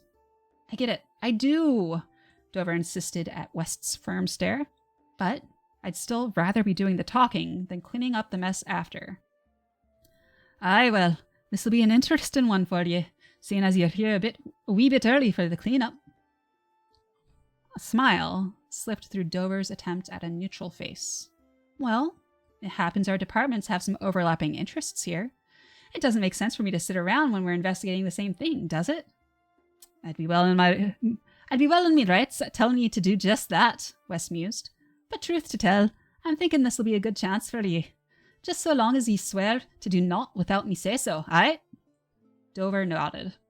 That's fine then. Now, me case papers gave me the impression you've tracked where a mysterious friend is like to turn up. The Inquisitor nodded. It looks like they've cobbled together a portal gate of sorts. That's what that hunter found by the creek. I'm assuming they didn't omit that from your reports, did they? Fair once, nay, West said. Well then, let's be off to go see this portal in person, assuming you're ready to head out. Dover broke into a full grin, straightening to attention. Whenever you are, investigator. Yeah. So yeah, Deanna's a bitch, but you know. Oh yeah, she deserved the bit that you were going to give her. It's She doesn't deserve it. She's... If she ever redeems herself after, all the slurs that she spit out, okay. But nah, half of us were like, no, we want the door slammed in her face. To be fair, yes. There's definitely ignorance in the world, especially in these kind of small towns out here. Mm-hmm. Oh, yeah. This is a largely human empire that they're in right now. Honestly, it's like the Nurali, like, they don't have a country of their own. They've always kind of like, they're either kind of subsiding in the jungles far to the south, or they coexist with humans in these different kingdoms and steellands. So they there's I guess quite a few themes now I'm thinking about it, of sort of minority life trying to survive in a very human dominated culture. Yeah. Still does not excuse her. Yeah. No, ignorance and heat. Yeah, it's one of those things. It's like, dude, if you're gonna manage a town, you could at least try to inspire a little bit more peace between the people. The fact that you're not, that you're actually brewing more trouble, nah. Mm-hmm. I feel it. It's like, the Nurali are one thing, and that's already tough enough. Glamoria are a lot more common, and they don't usually see too much hate. Mm-hmm. Now I'm thinking about it, this is actually like, they're more, you find them more out in the cities now I'm thinking about it. So that's probably one of the reasons why Dover in particular has gotten a strange reception. I hadn't really put that together until now, but no, that's definitely true. Glamoria are either usually... Oh, go ahead. Okay. It's not just the fact that the half-breed? Yeah. So half-breed... But also, yeah, okay. So it's not just that he's a half-breed, he's like, why, you're where you don't belong. Exactly. Okay. At least in this part of the world. Because it's like, yeah, I'm like thinking about it, because now I'm having to put together things. Because it's like, I know Glamoria are more common in other parts of the world. Like there's an entire continent which is where Honjo and Narui are from, and gets explored a lot in the novella. And Glamoria are fairly common up there. Especially, it's like a very think like Greenland, Alaska, maybe even Russia kind of a climate. So it's kind of hard to live there, and having magic of any sort is definitely a bonus. There's a few like native human clans up there, but most of the humans live in like coastal towns in order to promote trade, in order to like mostly for like enchanting materials that they can get out of the White North. Gotcha. But yeah, so there's a lot more Glamori tribes up there. versus humans that wander around. Yeah. But we're definitely in the heart of human territory where the story takes place for the time being. All right, going on to the next chapter. Oh god, I'm already seeing that there's going to be a problem because chapter 3 goes straight into chapter 5. Let me make sure there's nothing that was missed. Okay, nothing was missed. That's something I'll get it correct later on. Good times, good times. Chapter 3. Chapter? It's not missing a chapter. It's because I did the rewrites. It renumbered some of the chapters, I think. Okay. And I had probably fixed it, except that things were missing, and I've had to kind of adjust things on the fly. So things will be fine. It's going to be fine. This will be fine. Okay. All right. And let's see, Luce, don't forget the humans are also there for the stinky fish. It's true. It's true. They do have the stinky fish. We'll learn about that later on. All right. Chapter 3. The Old Woods Road was best described as unpretentious.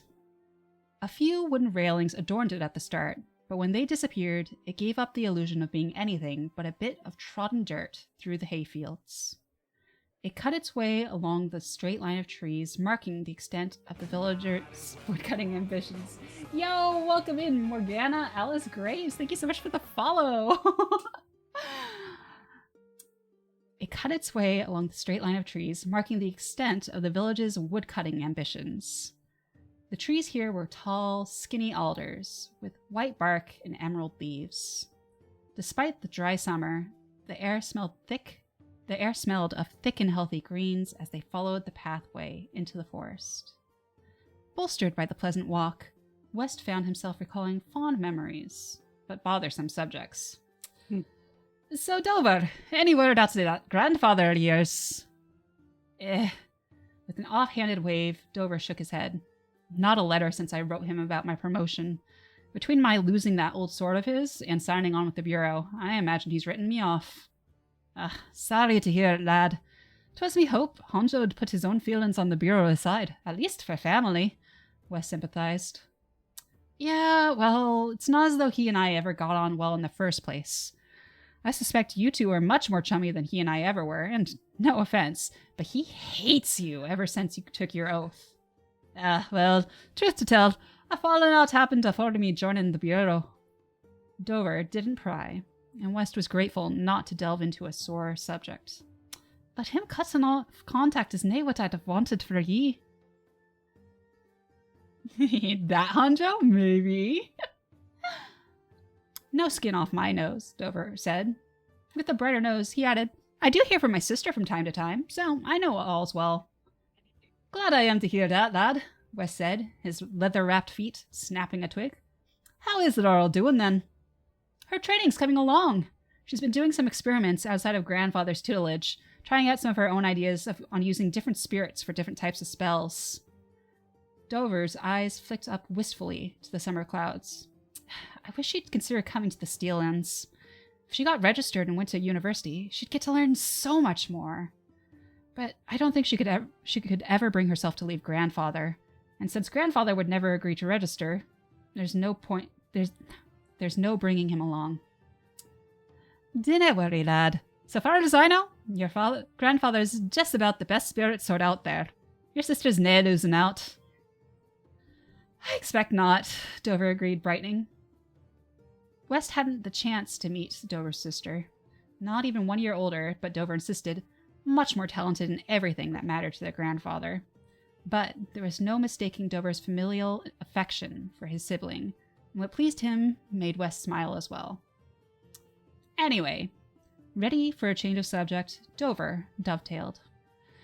It's lucky you were so close by to be able to come today. If we'd had to wait for someone from headquarters, I don't think we'd have had time to wait for an investigator at all. Aye, well, it happens me own investigation put me in the area, Wes said. And you're right about when to be expecting trouble. It'll be tonight, if any. Dover nodded. There's an old saying, if you want to cross a river, wait for the sleeping night. Right here, lad. Travel spells get more and more tricky the fuller the moons be. On a night like tonight's, with both moons full, anyone planning to travel by magic will be using a portal. But what I haven't sorted yet is, why wouldn't our magicker come by any other time of the month? Dover wondered. It would be more practical to just use a travel spell on a different day, wouldn't it? Well, there's a second part to that quip, you know. If you want to cross a river, wait for the sleeping night. If you want to build a bridge, begin under the light of the twin eyes.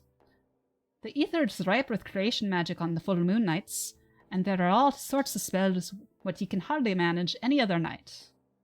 So, are magicers looking to do some kind of conjuration here then? West hesitated. Maybe. But there's lots of magics that have some part of the creation magic beyond just plain old conjuration. Summoning, transfiguring, and necromancy all lean on it, and probably some others as well. So we'd best nae make assumptions till we can get the truth straight from the magicer herself. The dirt road branched off ahead, with a thin side path.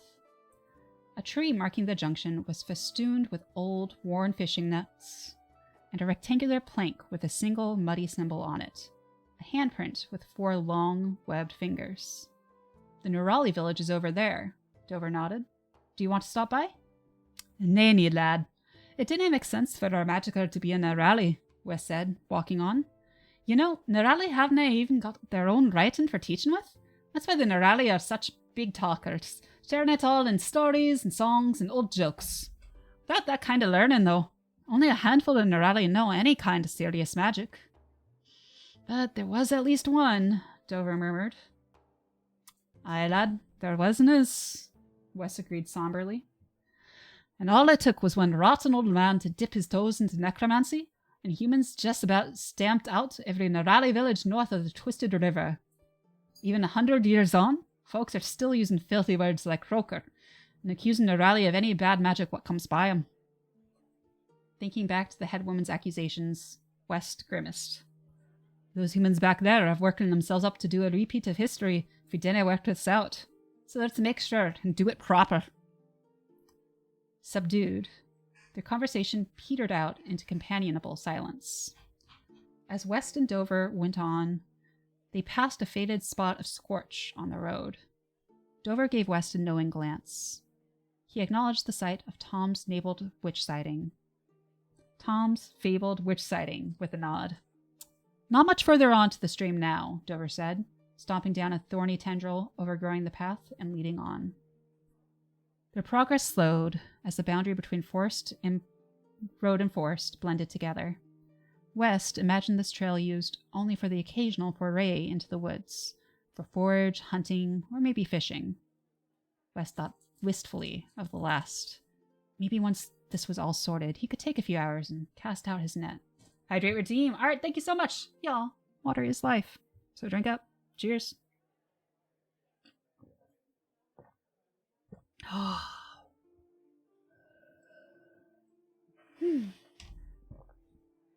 Oh, much needed. Thank you.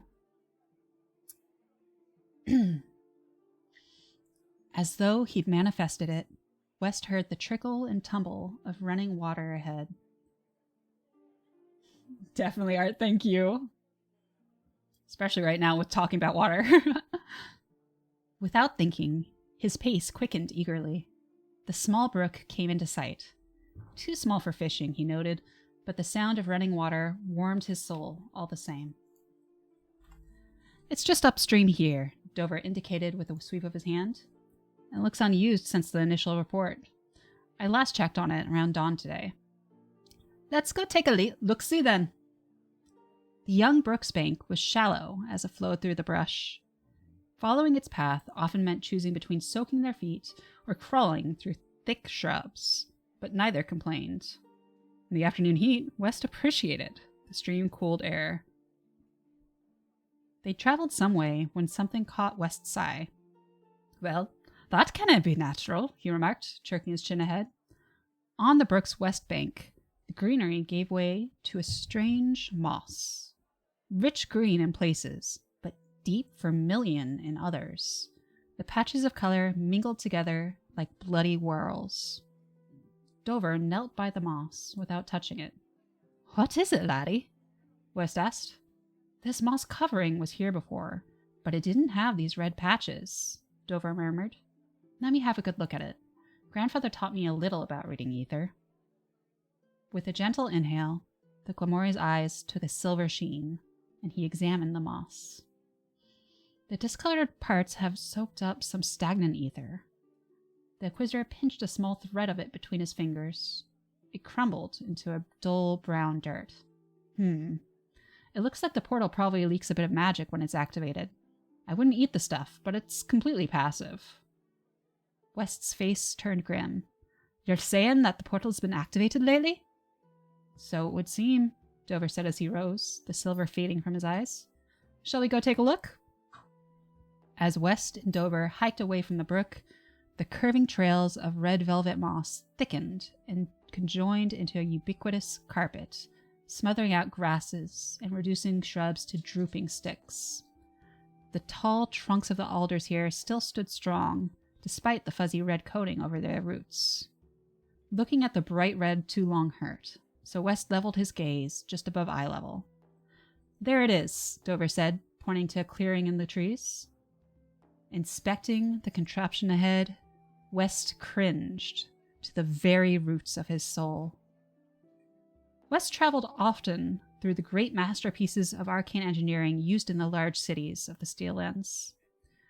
He admired the sleek and functional engineering, the secrets of their construction. Something went wrong here with how I wrote this. The secrets of their construction, jealously guarded by their gnomish makers. This, though, West might call this one a joke, if the thought of using it wasn't deadly frightening. Set dead center in a sea of red moss, the portal was barely taller than West himself. Its ramshackle rim would make any of the Bureau mages gasp, melted together with irregular metal bits that might have been repurposed from farm tools. The runes shaping its spellcraft were only shallow scratches. The etheric rip of the portal itself looked dodgy, its shimmering red colors struggling to maintain contact with the rim.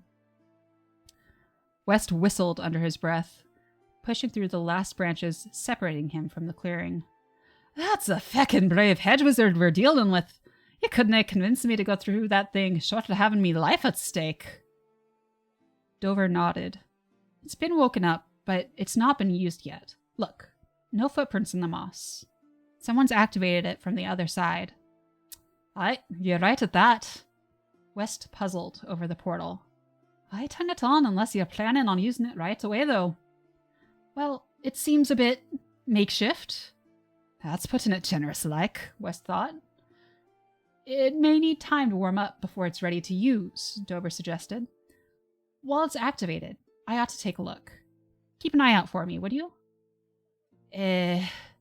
West contemplated the plan. Like Dover had observed, going up to the portal would leave footprints, giving away their presence. How important is this, laddie? I meant to record its enchantments. Now that it's activated, its pattern should have changed, Dover said. It might be that we can find out where it's connected to, but only if we get it while it's been turned on. And I want to see if there are any traps on it, in case there might be cause for us to use it ourselves. Gods, I hope not, West thought with a shiver. Right, that's important enough. Let's go ahead then. They crossed the clearing, doing their best to leave as few brown footsteps in the moss as possible. Once at the portal, the Inquisitor draped a small white cloth from his pack against the portal's rim. Oh god, I just choked on some fuzz. Shit. 1 minute. I just inhaled that straight down into my neck. Ugh. Oh god, I can feel it in the back of my throat. I was just I can taste the rainbow, Sam. God damn it. Need more water. 1 moment. I'd hydrate, but I'm on an 8-minute cooldown. Okay. Well, for a minute there, I thought that was in the book. I was like, wait, no, that's not. No. That is a sunny original moment there. There you go, y'all. Oh, goddamn. Yep, I'm digesting that now. We'll see what happens. Okay. Ow. Ow. Ow. Are you okay? It's just my stomach. It's fine. Oh, no. Oh, all right. Well, that changed the mood up a bit. Let's see what we can do here. Once at the portal, the Inquisitor draped a small white cloth from his pack against the portal's rim. At the touch of the enchanted iron, the cloth shimmered and stuck fast. With a dab of poultice from a small clay pot, he vigorously rubbed his fingers over the fabric, like smudging charcoal over paper to get an impression of a leaf. Short, fat lines shifted under the cloth, squirming like a plate of maggots. Then he flicked the cloth off the portal, and the shape settled into a pattern both complex and pleasing to the eye. Packing his supplies away again, Dover offered the cloth to West for inspection. "Ha! Enchanter's pigment, was it?" West studied it, but the patterns had no meaning to him. He returned the cloth to the Inquisitor. "You know how to read that thing?" "I can glean a bit, but nothing too complex," Dover admitted. "It takes years to understand all the ins and outs."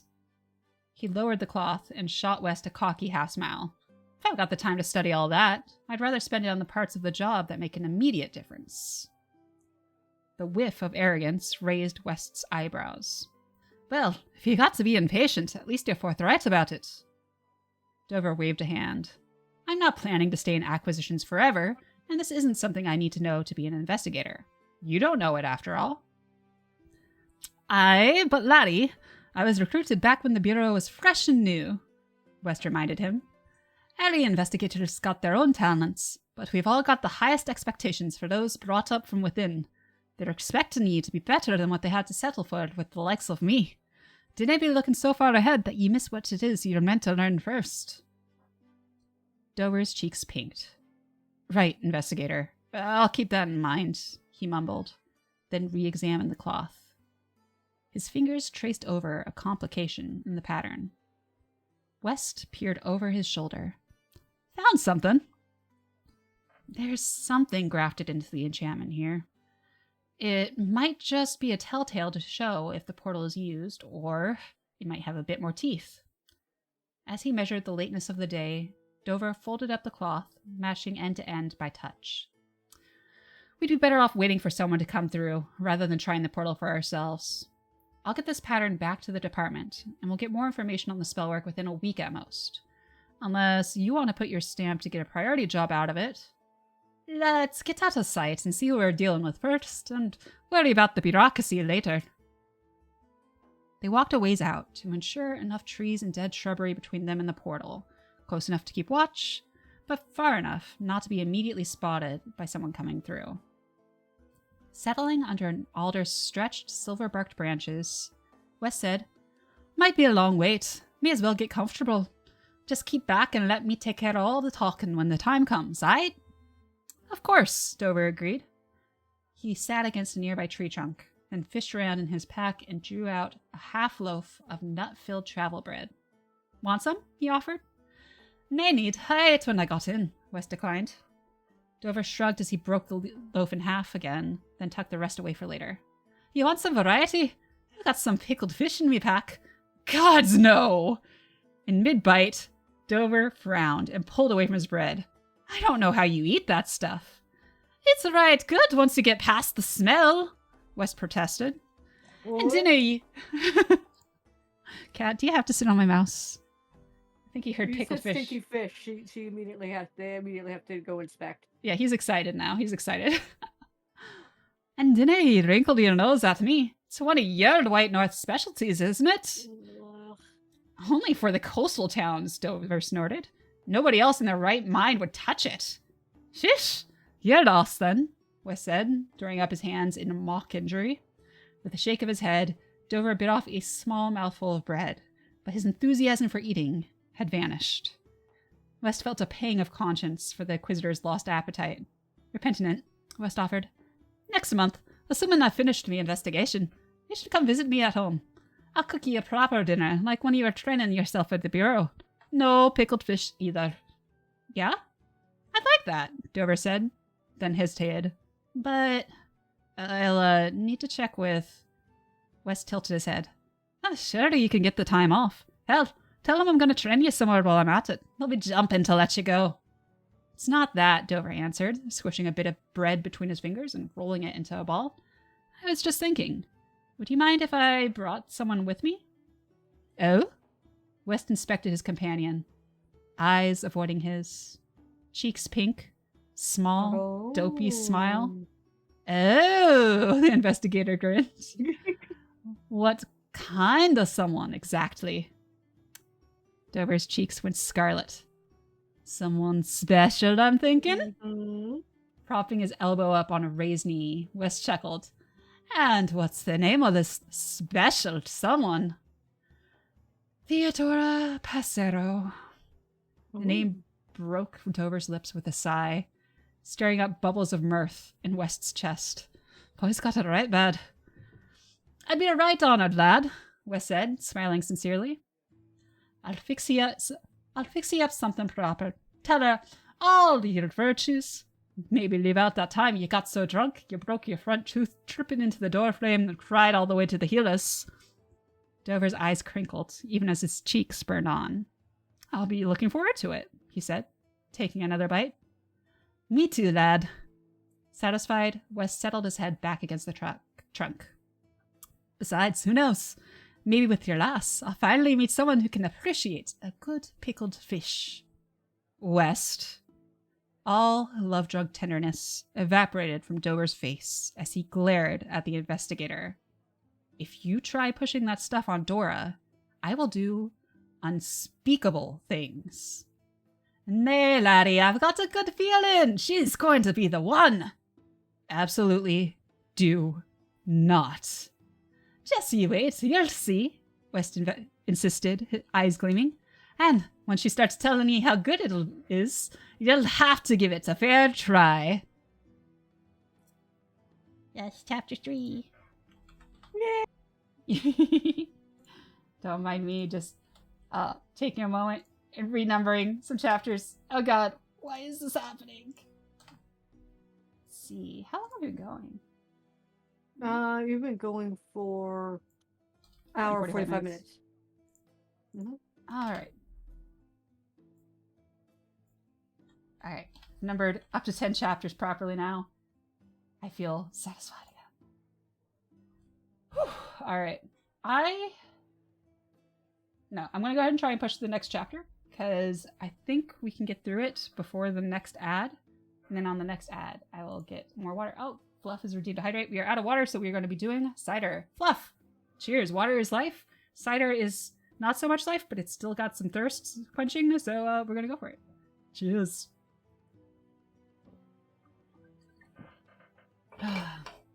Get the last of that fuzz out of my throat. Fluff, was that you? Was that one of your hitmen? Did you send the fluff after me? The cider's mana? I like it. I like it. Alright. Chapter 4. In life, there are certain tasks that must never be rushed. Grasping immortality is one of them. In either the push for power or the fear of ending, certain magickers undertook a grotesque ritual. To preserve their life, they stole away their own soul and sucked dry the life of their own flesh. The rituals had been forbidden long before magic entered regulation, the secrets locked away and available only to those with authorization from the High King's own cabinet. But that hadn't stopped another damned hedge wizard from ripping apart her own mortality and descending into the withered life of a lich. The lich had done a hack job of it, too. West bristled at the sight of her as she stepped through the portal, professional disdain curling his lips downwards. Skin hung in threads and shreds from her exposed back. Her misshapen face drooped heavily on one side, graying teeth visible through gaps on her cheeks. Rot twisted and blackened the fingers on her right hand. Whatever her efforts, she'd made an unsalvageable mess of her body, and it would be crumbling around her at a breakneck pace. Unless, of course, she found a replacement. Wrestling to keep his contempt in check, West rose to his feet. They had only moments before the lich would spot them amongst the sparse greenery. While she was still adjusting her eyes after crossing the portal, West pulled a set of steel knuckles from his belt pouch and slipped them over his fists. He leaned to his companion and whispered, "We're taking this one down." Dover startled, but his grim face showed no hint of question as he drew the foremost of the two swords at his waist. Your signal, then. West's signal was him breaking into a dead run, trusting Dover to follow. The Lich's attention snapped to him as he broke through the first line of branches, offering no threat or warning, only focused on the task of putting an end to the Lich in the shortest amount of time possible. The Lich pulled back, considering the portal, but its magic palpitated unsteadily after the disturbance of her trip, barely holding to the rims by the thinnest threads of ether, promising catastrophe if it were used again before it had recovered. Setting her mouth grimly around her tooth-filled gashes, she flipped open a spellbook bound in peeling leather. Her finger bones cracked as the Lich pulled her spell from the air, slurring a harsh word of power. The moss shriveled and blackened before her as a wave of hungry magic swept ahead of her. West sprang clear of the destruction, letting it pass by to eat away at the low branches and leaves of the outlining trees. "Keep on your toes, lad!" West called back to his companion. Several meters behind, Dover was already moving clear of the spell's path. While her attackers had slowed, the Lich swiftly worked a second spell. Following a line drawn by her pointed finger, a wall of undulating black flames sprung from the ground, forcing West to skid to a halt on the slick, mossy ground. Close to the flames, he could see small faces and hungry mouths among them, homing in on him like a parched man trying to suck at a pool of water. West wasn't so easy a meal, though. Reaching within himself, he drew on what he called the pond. It was the reservoir of life within him, the energy lapping against every cell in his body. With a focused breath, he let it flow around him like a second skin. Where magic met it, his skin prickled, but it couldn't pierce the inscrutable shroud. His pond kept him safe at this distance, but it wasn't so powerful that he'd throw himself through those flames. Undaunted, West called out, "Dover!" "On it," the Glamori answered with a brandish of his rapier. His eyes took that silver glow, and he maneuvered his weapon through the air precisely, hooking at and catching up the threads of magic feeding the black flames. The sword twanged and whined under the strain. With a flick, Dover wrenched aside the whole mess, like pulling aside a cobweb. The ensnared spell flared upwards, as if splashed by oil, then expired. Eyes focused on the Lich, Wes clapped Dover's shoulder and surged ahead. But the pause had given the Lich enough time to work up one more nasty bit of spellwork. The faint shape of its ether hung in the air, rippling with power intense enough that even a magic-blind human like West could see it. With a spark of alarm, West pumped his legs faster. If he could get there before she could complete the spell, the magic would vanish without realization. But, still too many paces away, the Lich sketched out the final pass of her spell and let it loose. With a ground-shuddering crash, a noxious form emerged from the arcane curves of the mana in the air. Some hellish crossbreed of summoning and necromancy. West had the impression of a body like a horse, easily 3 times his height, dripping. He glimpsed at least 6 sets of small, humanish arms along the spine, and a massive skull with 1 eye missing and 1 protruding. It screeched with a voice as deep and hollow as despair. Its hooves, broken and chipped, trailed barely a foot above the ground, not quite liking the touch of true earth. Its baleful gaze fell to the investigator. It leaned toward him, stretching its skeletal mouth wide enough to show a dark, writhing cavern awaiting his folly. West was nearly close enough to feel the thing's reeking breath on his face already, hot and rancid as a bloated carcass in the sun. There was no time to retreat, no room to think. Heart hammering, but mind steady and clear, West dropped a leg forward and slid, getting as close to the ground as he could. Not low enough, though. That terrible jaw bore down on his head faster than he could move. One last gambit. He reached up a hand, touched fingers to the brim of his cap. Pop! The human West was nowhere to be seen. Instead, sliding right under the deadly creature in a whirl of red moss, a small blue form closed the last meter to the lich. Small as it was, its frog-like legs were powerful. It leapt from the ground right into the rotting body of the lich, and the now shrunk steel knuckles on its fists hissed caustically as they crunched into soft flesh. "That's the end of it, then!" bellowed the blue creature. The lich's chest caved in with the strike, and the second fist coming across flung her jaw clean off. Ugh. Her spellbook dropped from the fingers of her good arm. Her monstrous summon turned to bear down on her attacker, but Dover was only a few paces behind. It screeched horribly as steel bit into the side of its neck. The lich staggered back one step, tripped over a blue foot catching around her ankle. Her mouth opened as though to scream a final curse.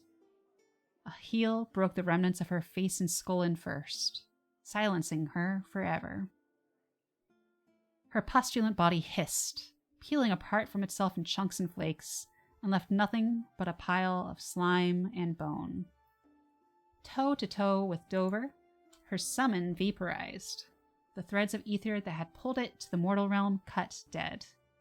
In seconds, all that was left in the portal clearing were the two panting companions and the lich's fallen spellbook. "So, whatever happened to talking to them first?" Dover asked, inspecting his sword before sheathing it. Wiping his gooey heel off on the moss, the new Raleigh grimaced. "Lad, there's nae talking to a magicker what stripped her own living soul out like that, West," Pip said firmly. "Especially one who's botched her own body so badly. Once a lich's body starts degrading, the only way for them to keep on is to get replacement parts. That's what brought her to the village." Pip stretched out his limbs while Dover thought it over. He wasn't so young and rally as he was in his human form, and no matter what kind of limbering routine he adhered to, he could feel age grinding in his joints. The Inquisitor collected the spellbook from the ground. "I'm not arguing with you, but after all you said about remembering magickers are people..." Pip sighed. "It's the waking night, isn't it? When creation spells be the strongest, including necromancy. That's why she worked out the whole portals travel with, just for tonight. Whatever's on the other side there," he nodded to the portal, "is like to be her whole workshop. You'll want to call in a proper team before going through there." The Inquisitor clicked his tongue, dissatisfied. "You don't want to scout it out together first?" he asked. "Nay, Daddy, like you said before," and the investigator smirked. "I'm for the hunting mages, not cleaning up after them. In any case, I'm thinking a wash in the creek is called for, and you ought to see if you can shut off that portal in the meanwhile. After, we ought to report back to the village that their magical problem is solved, for the moment." Another touch to the brim of his hat, another pop of displaced space, and the red-headed Alan West split off for the creek. The next morning, scrubbed and rested, Dover met with West one last time before the investigator left the village. They talked future plans as they spooned down a breakfast of porridge, summer berries, and fresh cream. "You're moving out already?" Dover asked, his disappointment palpable. West glossed over it with a shrug. "Aye, truth to tell, this was just a stop on the way for me. I'm tracking down a lead on some missing adventurers." He tapped a finger on the papers he'd been reviewing since before Dover had joined him for breakfast. The Glamori's mouth made a small O shape, his attention gripped. "Nae anything to be sharing on it yet," West added apologetically. "It's still early days." Dover drummed his fingers on the table's edge. "West, why don't you let me tag along? I'm sure I could be of help."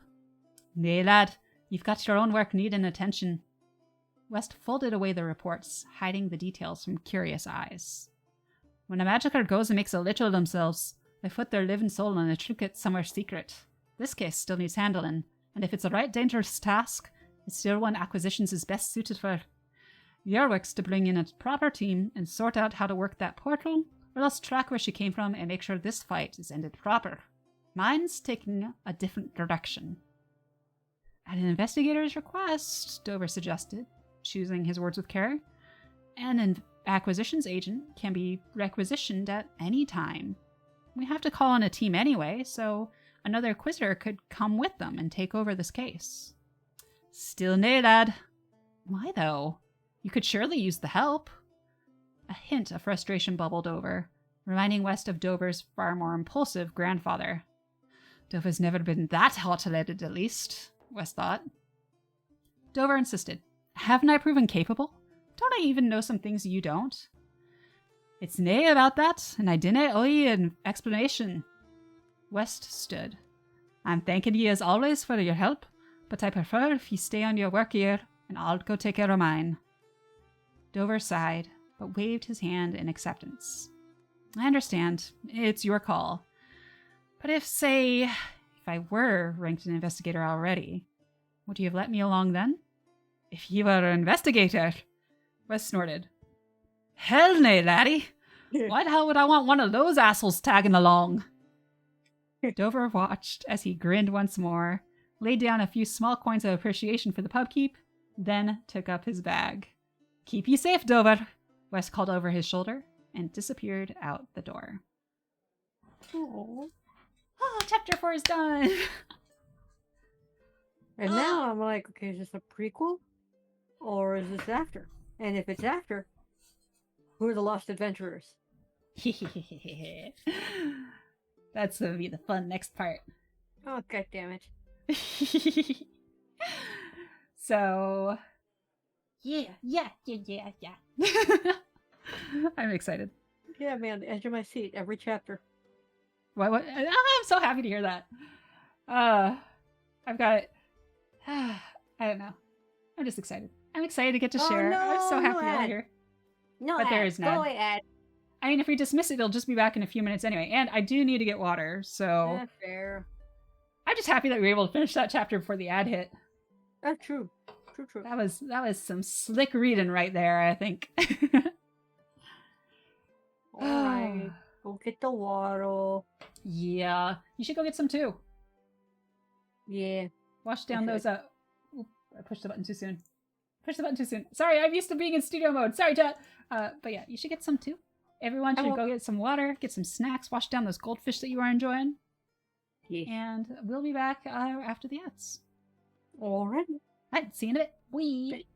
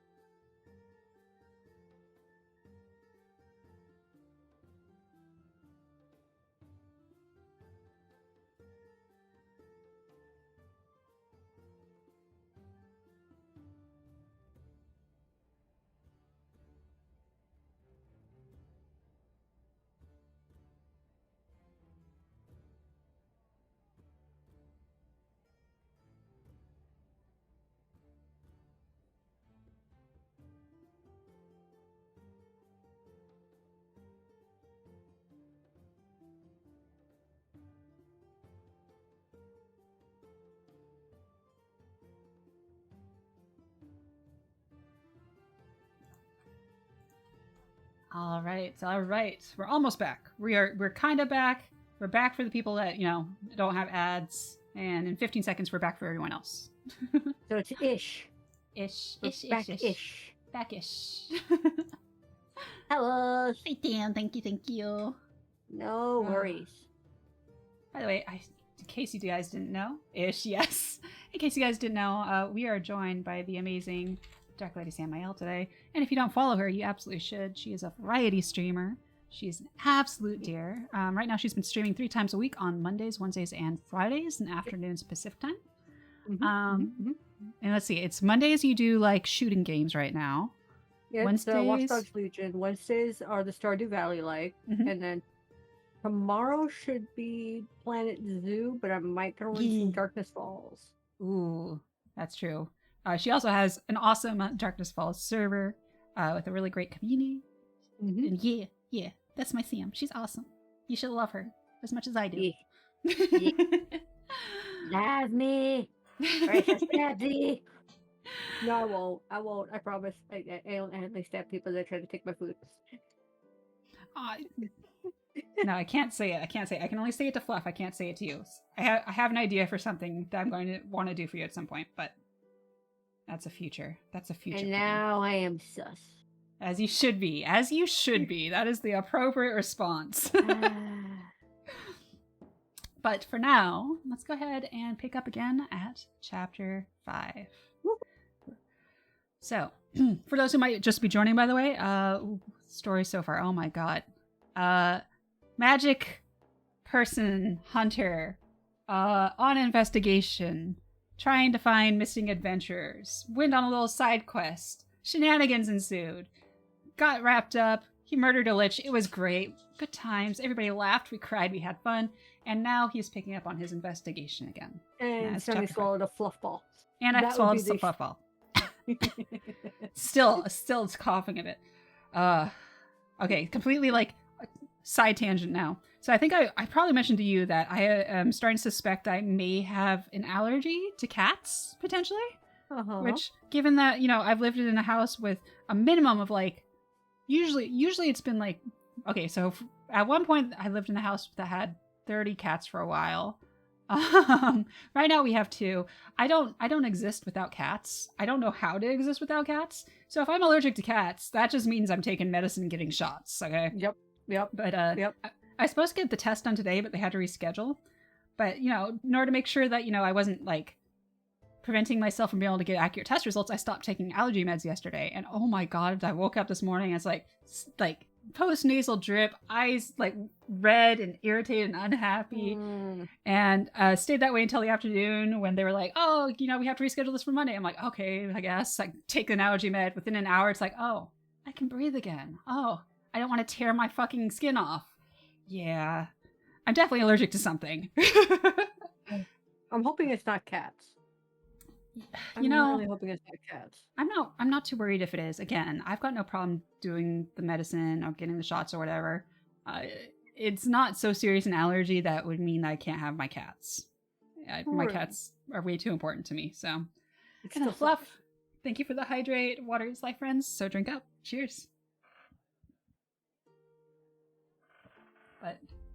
But wouldn't it be nice if I found out it was, that my lifelong allergy issue has an answer that I can do something about?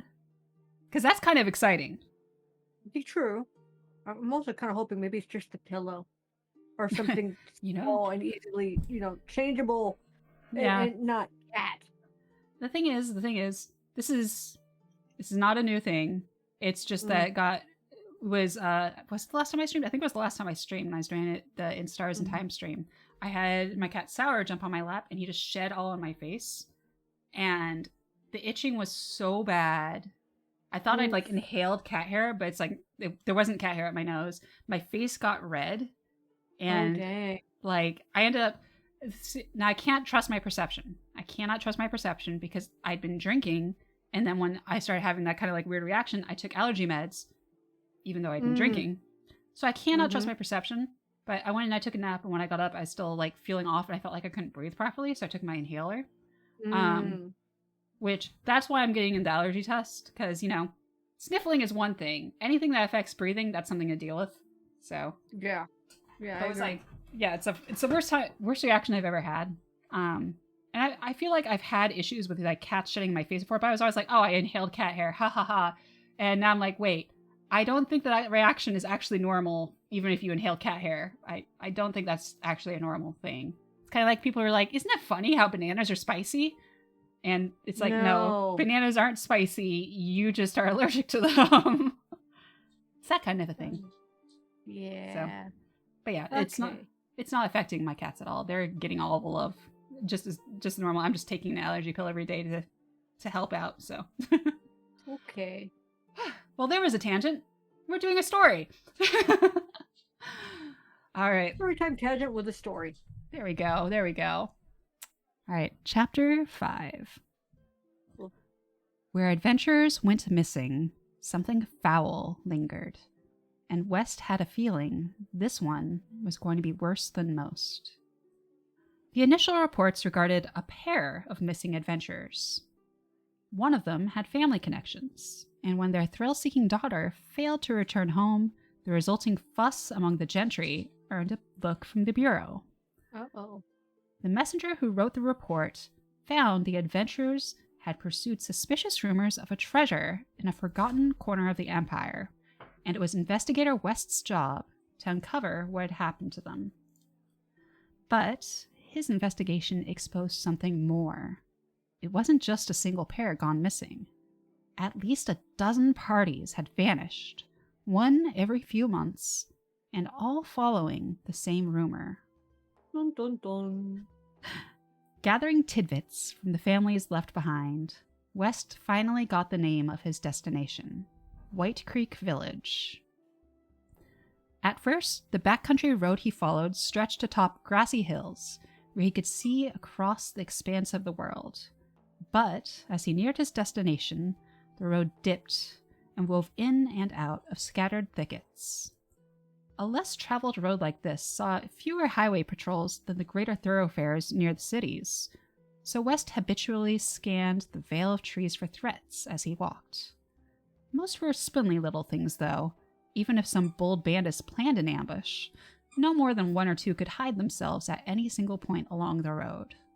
West kept his head up, but had no reason to expect any threat. That might have been why he didn't realize he wasn't alone, until something small and powerful thudded right into him. On sheer instinct, West interposed his right arm, the only reason it hadn't struck him right in the chest.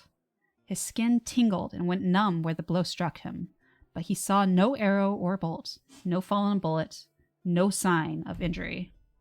West could only assume magic. Reflexes kicked in. West dropped into a crouch behind a low-lying shrub. Whatever the spell had been, it had slipped through his magical defenses, but had no effect he could see yet. That meant it was powerful, and West had no way of knowing what it was meant to do until it was too late. He darted his eyes about, searching for his assailant. After a half-second longer than it should have taken, he identified the source of the assault. A young woman, watching him behind a half-grown oak. Spotted, she stood straight and stepped from behind the tree trunk. The stranger was too thick around the hips for Imani, but her face had the unmistakable sprightliness of a half-blood Glamori. Her dark hair was tied up in a thick bun, errant strands framing vivid violet eyes. The loose, practical robes common to university magicers swayed around her as she circled him. Adrenaline feeding his nerves, West dodged to put the shrub between them, but the woman moved to keep eye contact. Her posture was too relaxed, though, and the hexagonal rod in her hand dangled toward the ground. She stared not with hostility, but an intense curiosity. Then she spoke. "Ribbit." West's sense of danger waned with his disbelief. "Pardon?" The woman wrinkled her face and put her hands on her hips scoldingly. "Ribbit," she repeated. "Ribbit! Croak! You're not doing it right." She repositioned the device in her hand under a beam of sunlight and inspected it. 5th century make. Old Charlucian Empire witchcraft enchantment. Hexes. You should be ribbiting. She narrowed her eyes at him, as if accusing him of messing up her spell. Were you trying to turn me into a frog? Too late. The Glamore shook her head. Not trying. Didn't mean for it to fire, and didn't know it would be homing. Rare in those days. The curve of her lips was positively gleeful, more excited by the discovery than concerned by the mishap. But since it did, and you were in the way, what went wrong? The flabbergasted West watched as she mumbled over the wand, losing interest in him altogether as she turned to walk away. Hold on there. West swallowed down his shock, assuming the voice of an annoyed authority. Have you got the papers to be playing around with those things? The woman glanced over boredly, but her attitude shifted when he drew a silver badge from his vest. Realization dawned, and regret followed. Oh, investigator? The woman hazarded, showing her teeth in a drawn smile. Papers, West repeated, eyes narrowing. Sorry. Yes, papers. I have papers. Get them. The woman grabbed for a black case, leaning against a tree, then worked the latches. West's eyebrows shot up when she flipped it open, revealing 2 sets of 10 wands each. Oof. Each wand was strapped in place, with a set of papers tucked behind them. What's your name, lass? Vera Torres, she said. I'm with the Deacon's University, Department of Magical History. You've got a permit to be working out this way? Yes. Abandoning the scramble for her papers, Vera tugged open a flap on her belt pouch, withdrawing a small card and presenting it for inspection. West knew he shouldn't feel quite so pleased by her panicked obedience, but sometimes the job came with small satisfactions. West accepted it, inspecting the university seal. Carnea, Professor? No, sir. Still working on it. Says you're cleared for 6 months of field work. This is your 3rd month? Almost 4th. Took us a bit of time, you know. Looking? West recognized her dodgy shrug, same one 100 adventurers had thrown his way before. Her group was onto something, and she didn't want to let others in. West handed the permit back. Who's out here with you? Striving for a note of congeniality, he loosened up his expression until he was nearly smiling. Work partners, Vera answered. Heavy lifters. Make it easy for me to get my work done. And where are these partners now? Vera's eyes tightened. Reluctantly, she said, In. Aye? Well, that being the case, we've got 2 options. Either I can ask you a couple of questions and you can give me a couple of straight answers, or we can head on over to the inn to meet your friends, and we can all have a wee sit-down about what your business is. Nay to mention, he added chipperly, a wee refresher lesson on why you should nae be fooling around with magic what gives injury to folks walking by. Vera flinched. So, what's your preference, lass? Fidgeting and fretting, Vera defaulted to a long silence. Right then. West held a hand out.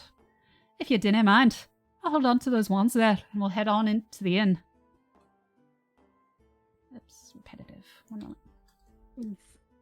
The woman tensed, and her fingers flexed over the wands in her case. West narrowed his eyes. Lass?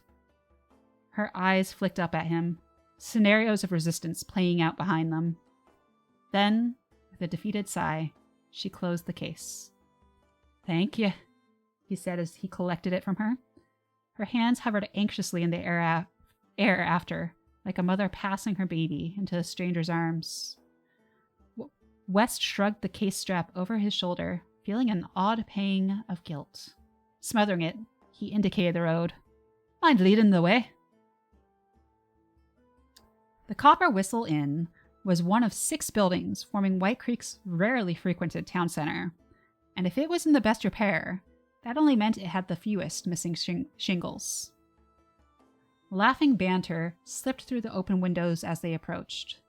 At the door, Vera hesitated and glanced at West, her frown squirming.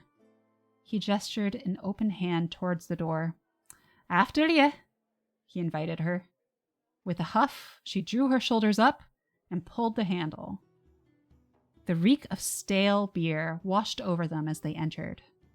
On one end of the parlor, the innkeep sat at a small desk and worried over ledgers. On the other, splintered stairs led upwards toward the promise of lodgings. The innkeeper's family occupied several chairs near a fireplace at the back, his elderly wife, 2 grown daughters, and a gaggle of grandchildren at play. 2 long, rough-hewn tables filled the main room. At one, 2 men took turns tossing cards into a pile between them, hooting and groaning and chuckling with each reveal. Both were physically imposing types of very different breeds, and as Vera oriented to face them, West guessed they were her companions. The brawnier of the 2 was somewhere in his mid-30s, wearing a rough-woven brown shirt over his noticeable gut. He had the beady eyes, prominent incisors, and flared ears that suggested some trace of feral blood. Noticing the newcomers, he cleared his throat and nodded towards the door. The second man was a fist or 2 shorter than his imposing hulk of a companion. Where the first man was husky and worn, this one was trim and meticulously clean. The soft, clean linen of his green shirt looked like it had never seen dirt in all its days, and even less so the pristine white toga arranged over it. A sheathed gladius rested on the bench next to him, its golden pommel gleaming. Following the larger man's gaze, the swordsman laid down his cards and stood from the table. "Vera, who's this?" "Investigator Alan West." Wait, sorry, that was the wrong voice. "Investigator Alan West, sir." Vera spoke sharply and clearly, like she'd been called on to answer an equation at a lecture hall. Her composure slipped, though, and she winced as she stammered, "Had an incident. An accident, really, but all's well, but—" "That's enough, Vera. Thank you." The swordsman turned to West. "Investigator, may I ask, what's happened?" He met West's eyes respectfully, but his voice rang faint amusement.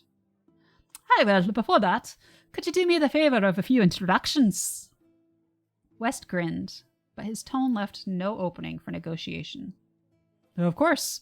My name is Roman, of the House of Corinth. My colleague here is Barros Westley." The other man stayed seated, but nodded his head. "And Vera, you've met, it seems." Smiling, Roman inclined his head to the investigator.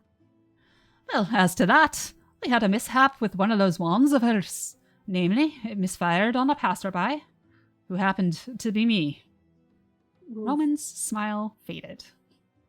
Across the table from him, Barros winced, rubbing his balding head with a meaty hand. "Now, it's lucky I'm less vulnerable to hexens than average folk, but I can't help wondering if it happened now, whether it's happened afore." "Never!" Vera gasped. "And whether it might happen again," West continued, raising his voice. His face was all straight, serious lines now. "Now, in a situation like this, I'd usually be taking note of a practitioner's permits and licenses and reporting all that back to the proper folks." Vera began to sputter and fuss. I have papers for all this."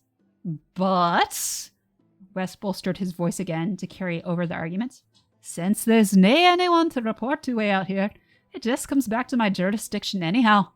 More than that, though, it is my business whether ye folk are what ye seem to be, seeing as we're likely going the same way." Startling, Vera's eyes bugged as wide as if a sack of bricks had dropped on her foot. Barros perked up with renewed interest. Roman smiled fixedly, but new depths of computation flickered behind his eyes. "Why don't you sit with us, investigator? It seems we've plenty to talk about." "Aye," West said with a smile. "That we do." Whew. Chapter 5 donezo. Don't trust that crew. Don't know why. Man, we're going to spend some time with them. I'll give you that much of a spoiler. So, yeah, doesn't mean I trust them. ooh, hydrate, redeem, water is life, friends. So drink up. Cheers. I appreciate you, Art. Thank you. Mhm.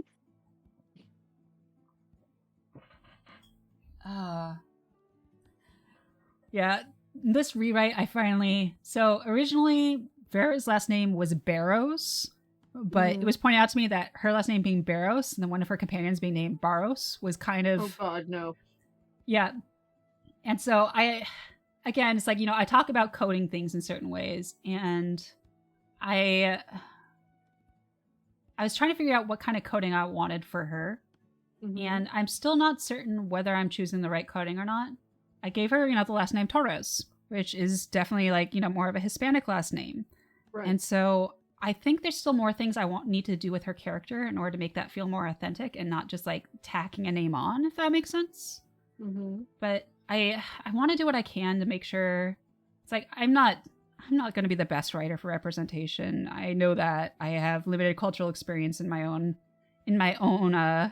life, but I also want to make sure that where I can introduce representation within my stories, I do. Does that make sense? Yeah. I've had like whole conversations with this on like Blue Sky where it's like, is faulty representation worse than no representation? And I think I don't have a strong enough representation yet with her, but I'm starting to build the pieces and I'm hoping I get somewhere good with it. So fingers crossed. But she's an interesting character. Because, I first started writing the story like more than 5 years ago. I don't know how many years ago now. Oh God, a lot of years ago. We'll just say it that way. And it was before my own autism diagnosis. Wow. And when I picked up the story again and read her, I kind of realized that she has certain traits that are kind of on the spectrum. She has a big like special interest fixation on her wands. She's not very good socially. She's kind of awkward. She's just like, she was a very eye-opening character for me to get to reread after my diagnosis and go like, I understand why I like this character so much now. That makes sense. Yeah. So I hope she's an interesting character. All these characters are flawed. I try and write characters with flaws, but I like her a lot.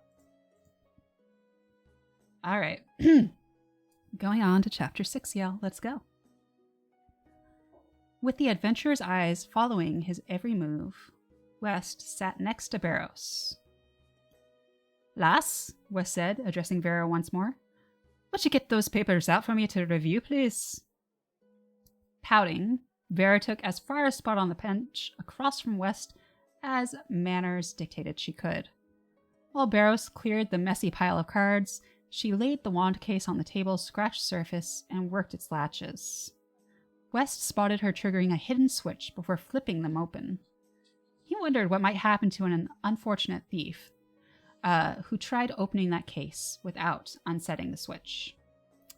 Roman called West's attention away. Shall I pour you a glass, investigator? Sitting again across the table from the investigator, he held up a mostly emptied bottle of wine. Nay, lad, thank you. But he caught the eye of one of the inn daughters by the fire and smiled. Any chance I could order a glass of water and a bit of something to eat? After hiking the day through, West was more than ready for a meal. Make that for all of us. And on my tab, please, Roman said. West nodded thanks, but Roman didn't acknowledge it. Continuing on to order, also a fresh bottle for me, and... He looked at his hulking companion. Another pitcher, Barrows said, stacking the cards and setting them aside. Of course, sir. The inn daughter's face motioned for the inn wife to take over spooning broth for a babbling toddler as she rose. She hesitated, looking at Vera, then simpered. And anything for you to drink, miss? The scholar grunted, usual, her eyes never lifting from her work, arranging the wand papers. The inn daughter rolled her eyes as she turned away. Vera didn't notice. Instead, she shoved the assembled stack of papers at West, glowering. There, All in order. Thank you, lass, West said, picking up the first set and examining it. Physical description, description of enchantment, information on its discovery or creation. That section was sparse, but that wasn't unusual for historical magical artifacts, where a little more than the place of discovery and the name of its discoverer could be noted. Then ownership records, licensing history, a line marking it registered to Vera Torres Deacon's University, starting from 2 years ago, stamped each year with the University Registry Renewal Seal. It all seemed in order. With a small smile, Roman mused, "You must not have a lot of experience yet, do you, investigator?" Looking up from the papers, West cocked his head. "What makes you say that?" It's my experience that the more you get out and see, the more reason you have to drink," Roman said. "People who don't drink haven't been given a good reason yet." "What a bloody childish thing to say," West thought, but said more neutrally, "And you're well experienced, are you?" "Well enough." Roman sipped his wine. "Well, that being the case." West set the first set of papers down, then reached for the next. "Why don't you lend me the benefit of your experience and tell me what you've been seeing in these parts?" Vera glanced at Roman, worried mouth pulled tight, but the swordsman sat at ease. "As I imagine you know, there's not much to be seen yet. We've been following rumors, and who could say if they would amount to anything? But there could be only one thing to bring both of us to a little village like this." "That's me thinking," West agreed. "I have a feeling you might know a wee bit more about it than I do. After all, I'm working off of other folks' footwork. So what say we both share what we know?" "Of course," Roman agreed.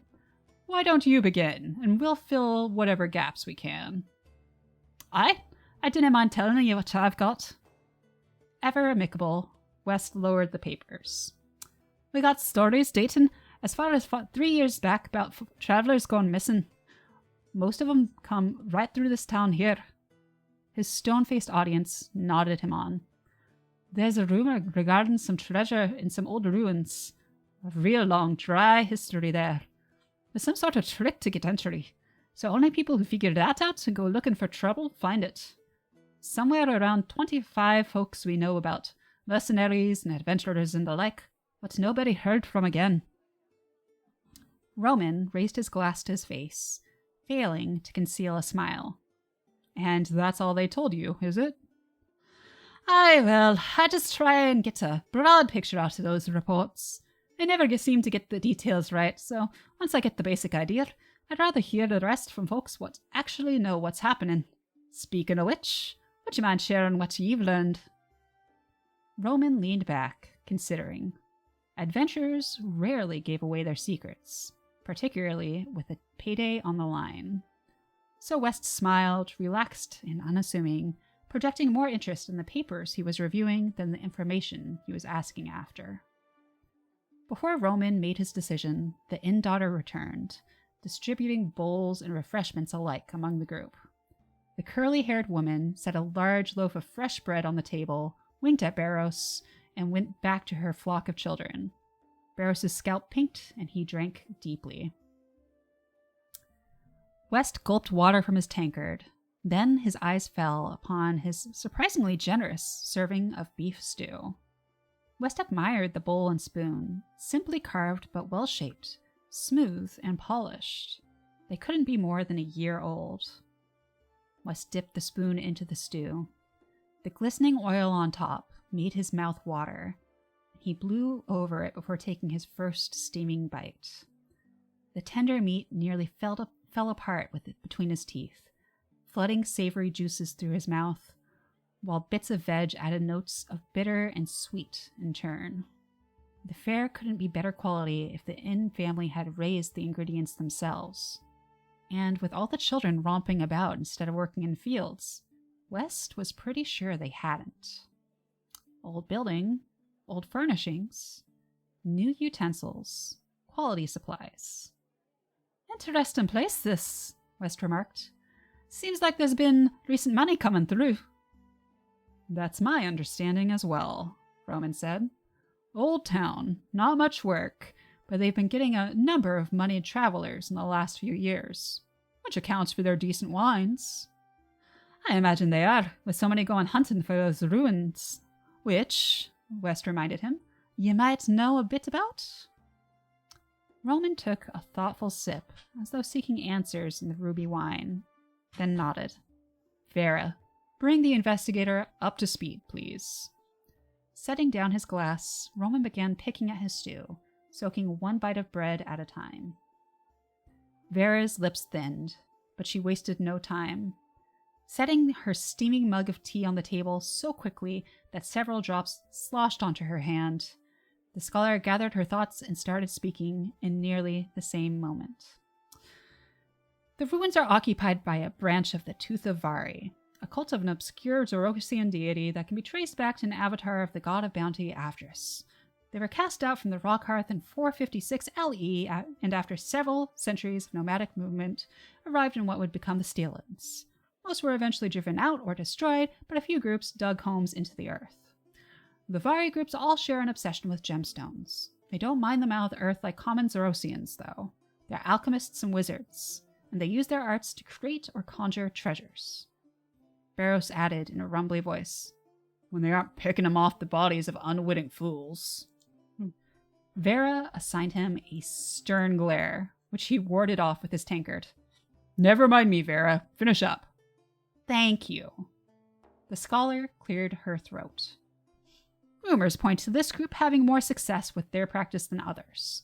They created a massive gem for their worship, the size of a full-grown person. Since the rumors gotten around, the group's been quiet, likely trying not to attract attention. Obviously, it hasn't worked. Vera drank deeply from her mug. The professors of her university would doubtless have graded her lecture well. Roman picked up where she left off. It's a little complicated getting in. Like you said, there's a trick with the door, but we've been able to work out the secret. It can only be forced open from the outside on a moonless night, nearing midnight. That would be tomorrow, but you must know that if you happen to be arriving at this time. Wiping a drip of stew from his lip, West said, Aye, the timing was in me reports, but nae the means for the door. Sounds like you know it. The adventurers exchanged a glance among themselves, but Roman only shrugged good-naturedly. Yes, but we're not telling, his faint smirk seemed to say. That's good and fine for now. If they could find an answer, then so could he. West nodded and said, That aside, what's the source of your information? We've got several, Roman said. The stories have been floating around for a good while now, after all. Aye, but where are the stories coming from? West set aside another set of papers. For people to be gossiping, someone's got to be talking. Who's the person that started talking in the first place? Roman pressed his lips together. I presume the original source must have been someone in contact with the Vari, or perhaps a survivor of a raid that overheard them talking. You presume? Scowling, Barros leaned over the table. You said this was a sure thing, Roman. As sure as anything in our business can be, Roman answered, unfazed. Vera researched the history herself. She confirmed that a group of Zoroastrian alchemists took up in those ruins a century ago. They menaced the southern highway for decades, until the reports of their raids stopped. There's no record that anybody ever routed them out. No reason to think they're not still there, and that there's not a good reason they stopped making trouble for travelers. It makes you think. West sipped at his water. If it were that straightforward, there'd be nary a problem. Zoroastrians, well, they can be tricky, but they're nae likely to slaughter so many folks without a one coming back to tell the story. The table listened keenly. Barros's face was especially dour, brows pinching. Turning over a paper, the investigator said, So, something's nae right about the story being passed about. And if you three are going off of that bit of fakery, you'll end up like the rest, Vera murmured, fingers twisting. West nodded, and the table stared at their drinks. Roman was the first to break the silence. Let me guess then, investigator, you're here because you think there's some rogue wizardry responsible. Might be. Haven't got half of what I need to speculate, but the next time that place opens up, I'm angling for a closer look. Vera's mug thunked on the table as she aborted a swig. Edging in? She narrowed her eyes. Hold on now, dinna worry, lass. Nothing in that place interests me, nor anyone I be working with, beyond what's killing folks what go in it. West stacked the papers together and offered them back to her. She accepted them with a wrinkled nose, tisked at the order he'd left them in, and began to arrange them back in her case. Roman smiled stiffly. But you are not preventing anyone from going, of course. Taking up his spoon again, West grimaced. Well, I cannae recommend doing it, given the record of folks not coming out again. We've been gathering information on this for 2 months, and we paid good coin to get it. So you understand, we won't consider turning back now. Well then, West said, if you will not be dissuaded from going, you'd best be going with me. Kind of you to offer, but no. Roman leaned toward the investigator. We've got a good group here already. Experienced people. We don't need a fourth. Barros glowered over his drink.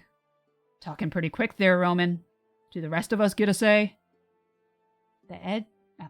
Roman turned his head to his companion, his eyes cold. You want to add something, Barros? The edge in his voice caught West's attention. Didn't like having your people question you, do you? He thought, tapping a finger. Roman's type wasn't uncommon among adventurers, but it spelled trouble for an authority figure like the investigator. Barros pushed out his chest. Yeah, I think we should let him tag along. He's here on his own business, so he doesn't expect a cut. Government gets the best, so he's equipped proper. And if things do get rough, it won't hurt if there's someone with us who somebody else had come looking for. He rubbed at a long red scar atop his scalp. Some of us have responsibilities that we aren't keen to be dying on, remember? I'm aware, Barros. Roman stared. Barros buried his face in his drink with a disgruntled sniff. Exhaling, Roman let his shoulders relax and returned his attention to West. I suppose you'll be investigating, regardless of whether we accept you into our group? Aye. I see. Roman drummed his fingers on the edge of the table. Vera, what's your say? No. No, not never, nope.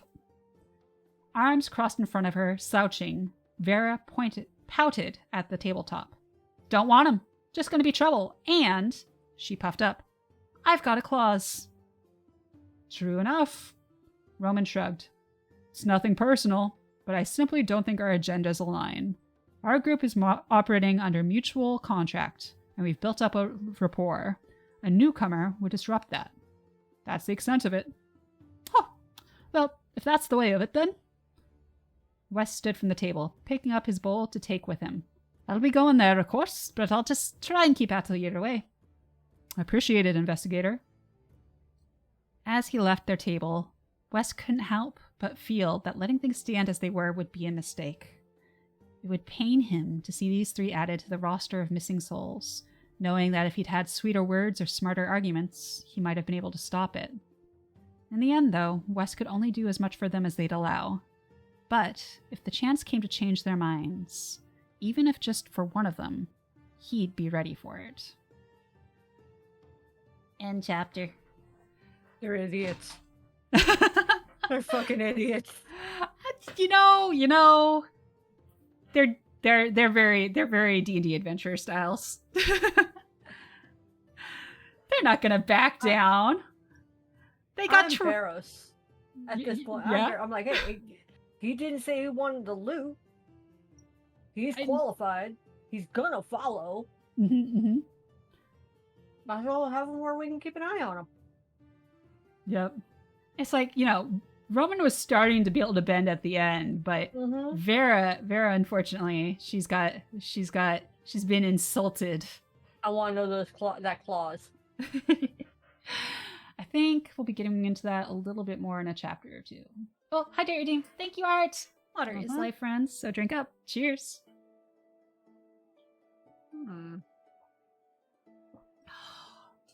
How much cider do I have left? Oh, good. All right. Oh, we got 15 minutes till the next ad break, so let's go ahead and jump into the next chapter while we still can. Oh, yeah. Chapter 7.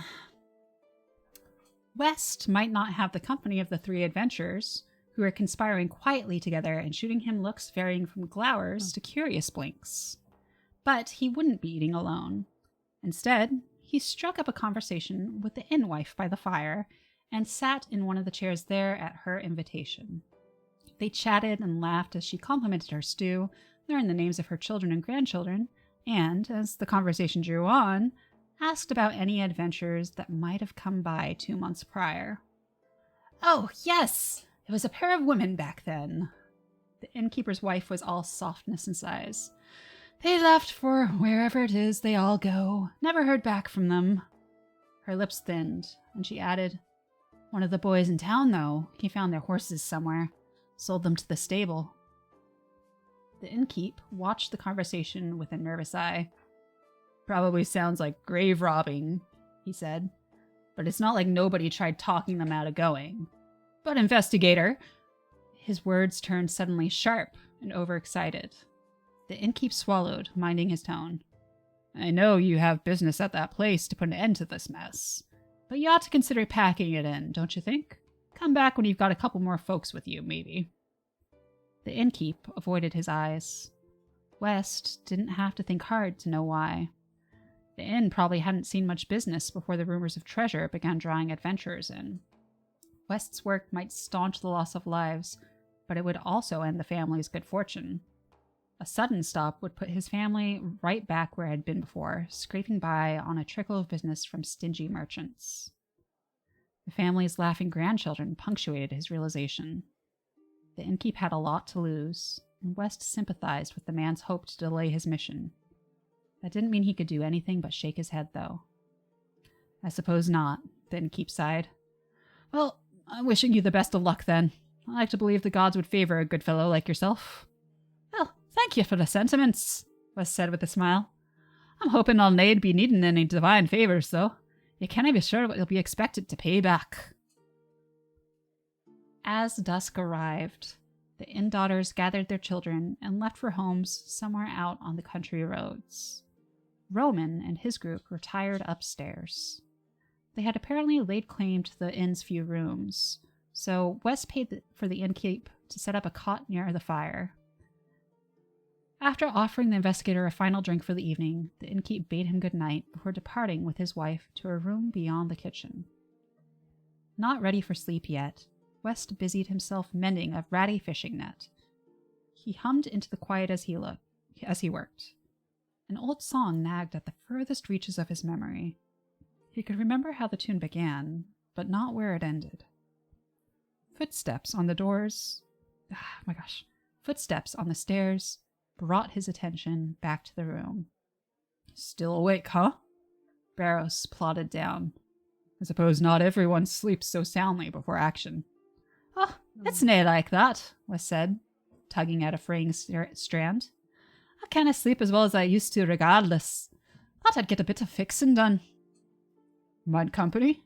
Barrows asked. West nodded welcomingly. Spying a pitcher on the table as he approached, Barrows searched it for any leftover ale, then shrugged philosophically at the empty bottom. You seem decent, investigator. Not like most of the grunts I see working for the Empire. I'm taking that as a compliment, I think. West chuckled. Trimming the loose strings from a damaged strand with a knife from his belt, he asked, So what brings you down here? Or are you one of those not sleeping types? Well, that might be part of it, Barrows admitted, settling against the wall by the fireplace. But Roman's cutting you out isn't sitting well with me, is really what. There's no reason you should be going by yourself when we're headed the same way. West paused his work, looking squarely at Barrows. Well, I appreciate the thought. I didn't suppose Roman's the sort what has his mind changed for him. Barrows shook his head. West shrugged. Well, it's nae problem for me. It's ye that I'm worried for. Barrows raised an eyebrow. Sure you're not being cocky? Well, I have a long history of coming out on top of this sort of mess. West put his needle back to work. I've just one goal. I'll nae be distracted from it, and once I've done it, I've nae intention of pushing my luck. All that adds up to a good chance of living. He tied off the strand and smoothed the net over his knee. I have a feeling your group's gonna dig as far as he can go, though, and there have been plenty others who have dug in deeper than they could get out from again. Barrows looked like he wanted to argue, but instead he deflated. Might be. He stood from the wall. Roman's a smart brat, and he's got a good head for where the next payday's at. Otherwise, he's a right pain in the ass who thinks he knows better than the rest of us combined, and he doesn't think about what others have got to lose when he tells us to do something stupid. That's right. West thought he heard a hint of an autobiography, so he pried. What's it you've got to worry about losing then? Oh, you know, family. A casual pause. Ease? West dropped his net to his lap. Is? Families? A couple. 3. West rubbed at his chin. 3? Wow, that's sure of... He pursed his lips. Don't suppose they, know about each other? Wouldn't that make life easy? Probably nay, or you'd have told them already. Smoothing out the lines of his net, West began rolling it for storage. Most folks who have got even one family, they find some way they can settle down and be with them. I guess with 3, though, you've got good reason to keep to the road. Truthfully, I'd rather be splitting my time between them than be out here. Aye? So, why are ye out here, lad? Lad? Barrows inspected West's youthful face, then snorted. Well, son, it's just as simple as this. Keeping food on 3 tables takes better than laborer pay. Unless I just pick one and let the others starve, but you canna choose just one of them, eh? West strived for a good-natured joke, but fell short into a tease. Don't put that tone on it. Barrows's frown curved over his prominent incisors. West ducked his head apologetically. Barrows held his glare a moment longer, then sighed acceptance. Look, I wasn't planning on things being the way they are. I wasn't pledged to any girl till I got news of the first babe. How was I supposed to know when the news of the others followed? It's just my luck. 3 girls within a few months on the road. So, what you're looking for is the money to keep 'em all fed and happy then. And if there was a better way, you'd be taking yourself elsewhere. Because I'm thinking I might know something. The cogs turned slowly. Barrows's beady eyes widened. Are you offering a job? It's nae mine to offer, West cautioned, but I can write a recommendation to take to the Bureau headquarters or Castle Steel for a messenger position. The work is thankless, but it's steady, and are keen on keeping their people alive. Their nae being sacrificed without need doesn't mean never a sacrifice, but none of this throwing your wife away for the hope of some coin. And if the worst should happen, you can be sure your kids will be looked after proper. Pony of Avdris, you aren't pulling one on me at all, are you? Barrows stared at West with fascination. You haven't got a clue about me or what I could do. What makes you think I'd be a good fit? West shrugged. You've got sense. You listen even when you dinna like what you hear, and you've survived in a business that dinna like leaving people living. I already know that I trust you to get done what needs doing for the right reasons, and we need folk like that. Look, give me a minute. Wrapping the rolled net with string and setting it on the ground, West flipped open his bag and produced ink, quill, and parchment, along with a stick of blue sealing wax. Here, soften this up, please. Passing the wax to Barrows, West smoothed out the parchment on a nearby bench and began jotting a note. Barrows took the wax to the fire and warmed the end, stealing unsure glances at the investigator. West said, There we are. Got that wax ready? Yeah, Barrows said, handing it over. Folding the paper smoothly, West stamped the wax over the edge. Quickly, he pulled his badge out from his shirt pocket and twisted off a cap on the bottom point, revealing a numbered sigil. He pressed the sigil against the wax, leaving a clear imprint of a pentagonal shield marked by a 16 W and an arrangement of 3 small rays. Take this, Wes said. Show it at the headquarters. If they're fool enough not to give you a proper look, I'll be coming back within a week, 2, if things get messy, and I'll see that you get one. West, are you doing this hoping that I'll walk away tonight? Barrows asked, taking the letter. Because I gotta tell you, leaving those 2 in the lurch, if they've got any smarts, they'll be living themselves. West grimaced. But they do seem the stubborn sort. You got to ask yourself, is it best to head off now while you're all still in a safe spot? Or do you risk having to go when the danger gets too thick and you've got your families to think of? Or till it's too late for that, even? Barrows considered. His brows drew tighter together, his frown deepening until, loosening up with a sigh, he nodded. It makes sense, but it doesn't sit right. Not the leaving, and not the situation we're walking into. Roman, damn his head. I've always counted on him to think it all through. But the more you were talking today, the less it seemed like he knew what we were getting into. And, West, are you sure there's something more going on here than what he thinks? I'd about guarantee it, West said somberly. Too many folks have come through, and nae been heard from again. These weren't green adventurers either. Besides that, even Vera's story doesn't make sense when you get into it. Nary a peep's been heard from the Vari for more than 50 years now, but the rumor of the treasure is only making the rounds just now. In the silence that followed, West recovered his net from the floor. Satisfied with the repair, he returned the net into his pack to wait for its next chance at adventure. Barrows didn't seem to know what to say. Tucking the letter into his shirt front, the warrior hemmed and hawed and muttered and mumbled.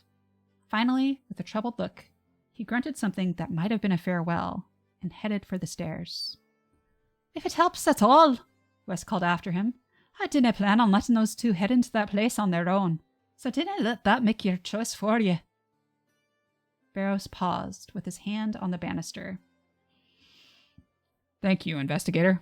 I've got thinking to do. Get some good sleep tonight. His bootfalls disappeared up the staircase. And Chapter 7. If he's smart, he'll go. I understand not wanting to leave. Like, never split the party is a rule. Never split the party. But, like, in this situation, it's like, he's got 3 families. Mm-hmm. He should never have said yes in the first place. I mean, he's obviously traveled with Roman before this, and those adventures obviously turned out okay. But it definitely, like, there's definitely missing information, and that's not a great feeling when you're betting your life on something. Especially when you're the day of. Yeah. And you're missing information. Like, you should have all the information before you go. Yeah. And it's like, yeah, it's hard. It's hard. Barrows is definitely like the high wisdom member of the party, and it shows. Yeah. And not only that, but it's like he's only got 3 members. Yeah. You don't have a healer. Mm-hmm. You have a maybe sort of magician. Not really. I mean, especially if she's practicing magic, she has no idea what it does. Iffy. I'm trying to think. There's what would Vera's class be? I didn't design these characters based on D&D strictly, even though there's obviously a lot of like D&D threads through things. But Vera definitely is more of a rogue type, and rogues do have use magic item kind of abilities. I am very well aware of that as a rogue myself. There we are. But yeah, I mean that's her specialty. Is it's like she's a scholar. Honestly, is like she might multi-class a bit into bard just for the historian aspects of it. I feel like, but and then Roman obviously he knows how to fight. Barrows knows how to fight. So you've got 2 frontliners, 1 backliner kind of a deal. Let's see. Just be glad they aren't a bunch of murder hobos. Been in plenty of D&D campaigns. Hatchbot coming. When a member of the party is like kill and then ask questions. Honestly, that's what's funny. So this story is based off of a D&D campaign, and the party that we met in the prologue was the original party. And so Neruya was my character, Pip was my husband Luce's character, Hanja was Collector's character, And then That makes sense. Yeah, checks out, right? Yeah. And then Zilla was no one that you guys would know. No one that you guys would know. Okay. But it was a very interesting party because definitely is Kel and okay, well, what is her online handle? I want to say she used to use Cupcake, one of her handles. We'll call her Cupcake. But Kel and Cupcake both started off with very murder hobo-ish tendencies, which is why, like, Sunji, literally, first thing that happened, like, they see a tiny little kobold in the bushes, instantly try and kill it. Narui has to save it because it wasn't doing anything. Like, oh my gosh, Narui was. It was an interesting campaign in the sense of trying to deprogram the murder hobos. Yeah. Arcane Trickster, yes. Mm-hmm. I think I played one of those, but I don't even remember. I think that was like a one-off character. I don't even remember what I ended up getting to do with them. Mm-hmm. But so much fun. So much fun in the DDs. I'm debating on Crit Trickster for my character. Ooh, nice. By the way, y'all, we have an ad that's probably starting in about 20 seconds. We will not be continuing the story until the ad is done, so don't worry if you get caught up by the ads. We'll still be here when you get back. But let's see. So this is for Techno's game you're talking, right? I thought that game had already started somehow. It has. Oh, you're thinking about in the future. Right. I'm thinking about the multi-classing. We haven't gotten there yet. That makes sense. That makes sense. Where did I write that in? Also, I just realized I really need to pee. Go. I should go do that. Yes, you should. I'm gonna go pee, y'all, and I'll be back afterwards. Thank you for sharing. All right, bye.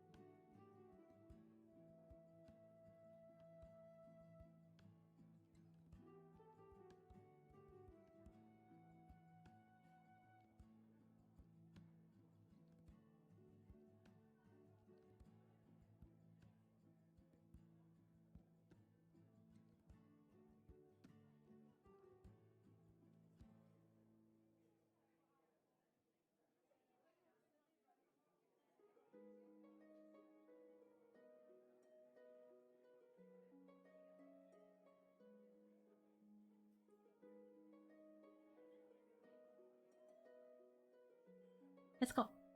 Let's go, let's go, let's go. Jerry, Hi Jerry, again, Jerry, everyone. Thank you for your patience with the ads. All right. Oop, 1 second. Get my mic in a comfortable spot again. There we go. Really All hoping right. that dude just takes it and runs. Take the new job and run. Don't be a Finish off my dumbass. cider. I've got a White Claw to back it up now, and a fresh glass of water. How are the White Claws? Are they good or are they meh? They're meh. They're lower calorie than other things. Some of the flavors are good. I don't think I found a flavor that I can't stand with them, but you know, I don't like seltzer water usually in the first place, so. Okay. Yeah, same. But you know, they have more flavor than LaCroix is how I'd phrase it. Oh, and LaCroix is nasty. Anyone who likes LaCroix, I'm judging you. I'll drink it when I need to, but again, it's not because I want to. I don't reach for LaCroix because I want a LaCroix. I reach for it because I don't want to drink soda. That's what it why I is. drink the sparkling ice. Sparkling ice. I haven't Yeah. had one of those in a long time. Yeah. You I mean, can't it's pick one zero up soon. sugar, so if you don't like the zero sugar flavor, I don't Mhm. recommend it. Hey, Abby. I have an Abigail in the office. Excuse me. Oh, Abby girl. Hey, Mama. All right. Shall we continue? Yes, indeed. If you hear growling, I'm sorry. That's how they interact. All right. Chapter 8. Cold. So often it was cold when he dreamed. Had it always been that way? There'd been a night, somewhere far away and across the winter seas, that had been so frigid. They'd traveled through the day, and at night dug a small shelter into the side of a snowdrift, with just a bit of blanket stretched over the entryway to trap in the heat. It was the second night since they'd started the journey, and his companion wasn't acting her normal self. "Lass, what are you writing?" he asked, as gently as he could. The agitated Mani shook her head. "Lass, is something wrong?" No. The shake in her voice was at odds with Narui's usual calm cheer. Despite the heat of the small pile of glowing hot rocks, warmed thanks to her witchery, Pip was certain he could see her shivering. Her charcoal pen scrabbled endlessly in her journal, as though frantic to expunge a heavy load from her mind. Something caught her attention, and she startled with a gasp, looking up and outwards as if through the packed snow walls of their shelter. "Liam," she murmured, distressed. Her white squirrel familiar clung tightly to her shoulder, fur raising on his back. "Wait here, Pip. I need to check on something." "Hold on, Narui. You cannot go off on your own," he protested, and she paused.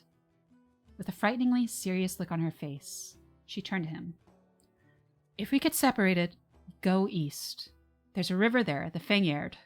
Follow it south, and I'll meet you along the way, or else it will take you right to South Point." Clutching her journal close to her chest, Narui lifted the cloth at the door and rushed out. Grabbing up his backpack, he called after her, "Wait, lass! I'm coming with you!" West's sleep fragmented easily these days. That was the burden of surviving, he supposed. Light sleep and troubled dreams. Movement from the floor above. Boots creaking down the stairs. The inn door closing. Sounds like that broke him from his dreams. Still, he slept for hours before the clang of pots in the kitchen announced the start of the inn's day. Stretching enormously and straightening out a crick in his back, West pulled himself together and out of bed. The little cot hadn't been the comfortable bed he pined for from the road, but it was still better than his bedroll on hard ground.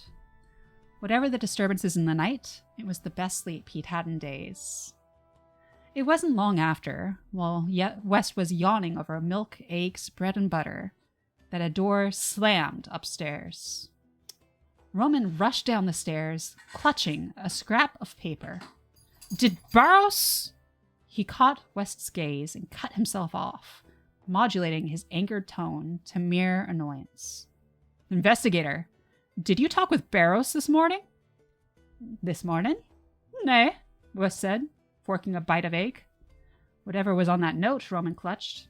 It didn't mention last night's talk, for Roman wouldn't have asked about this morning. If Barrows didn't see fit to mention it, neither did West. Temper flaring again, the swordsman looked ready to spit. Barrows left. Dead of night, just packed up and took off. Roman slapped the back of one hand against the paper. Says here he's rethought our partnership.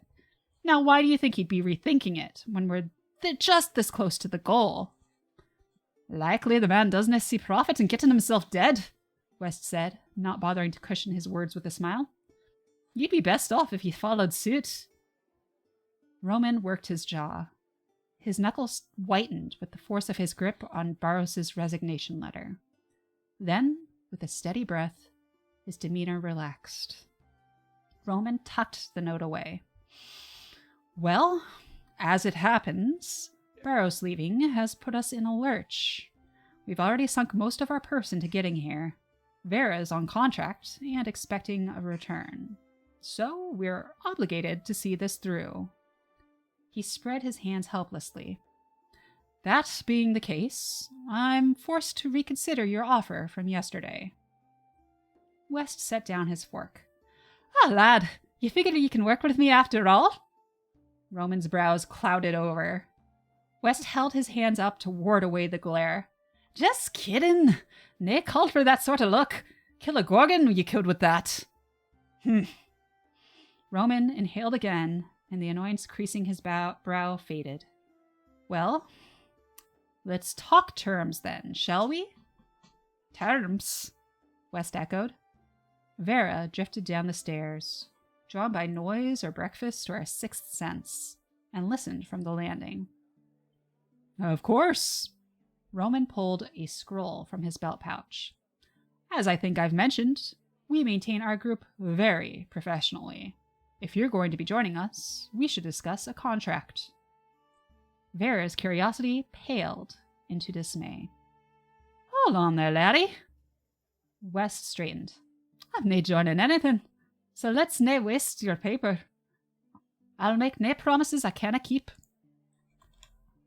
I understand, investigator, and I intend any contract between our parties to reflect that. But as we are pursuing different goals in this expedition, wouldn't you deem it worthwhile that we clarify our intentions and agree how to pursue them?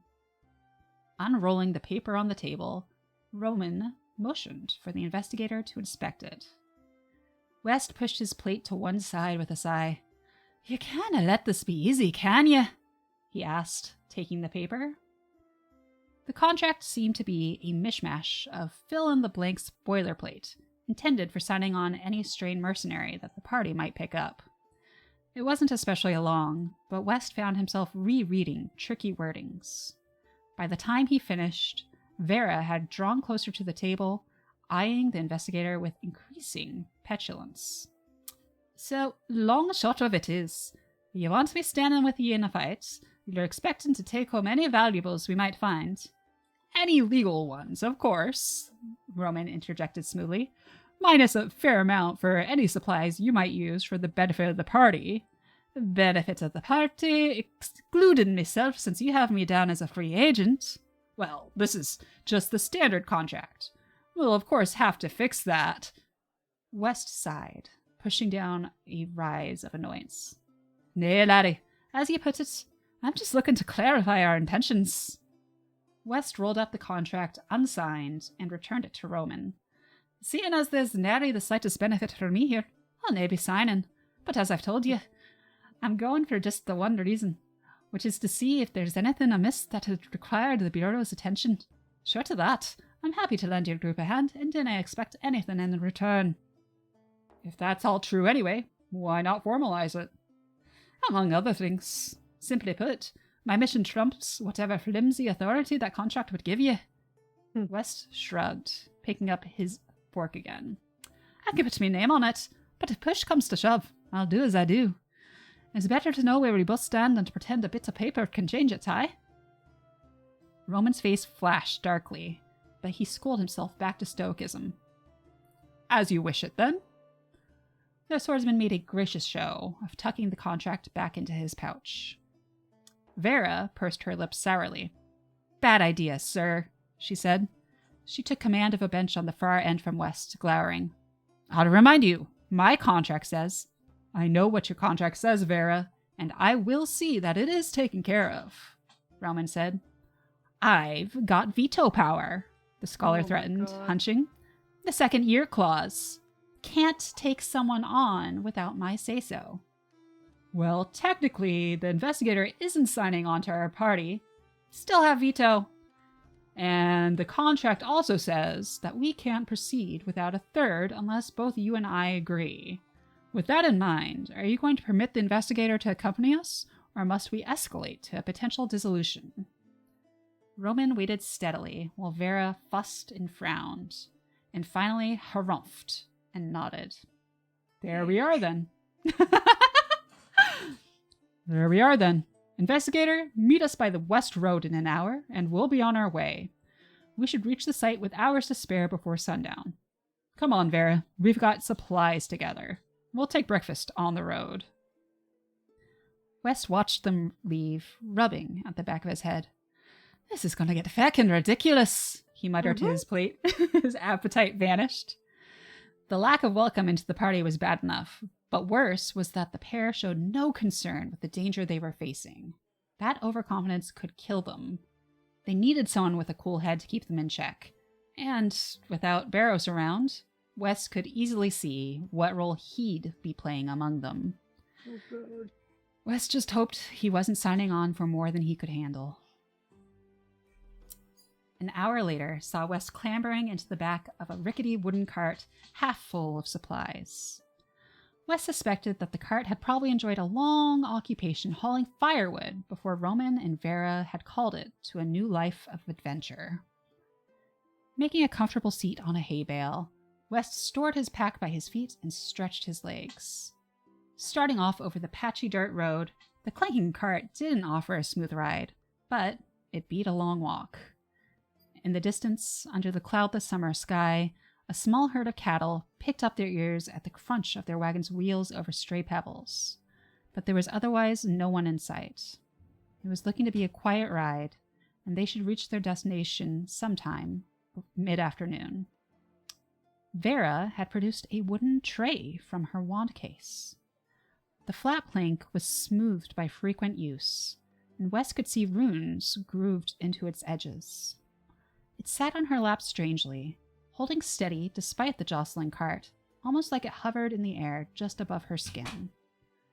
From her satchel, she pulled a small tool case and laid it beside a wand on the tray. Is that the same wand from yesterday? West asked, side-eyeing it. Vera glanced up. Harmless now. Holding the wand for him to see, she tapped a polished bone trigger on its side to no effect. Not charged. Ah, he relaxed. What are you doing with it? Restoration. Returning the wand to the tray, Vera pulled a long probe from the toolkit and fiddled over it. Got left in the corner of some drafty estate for too long. No charges.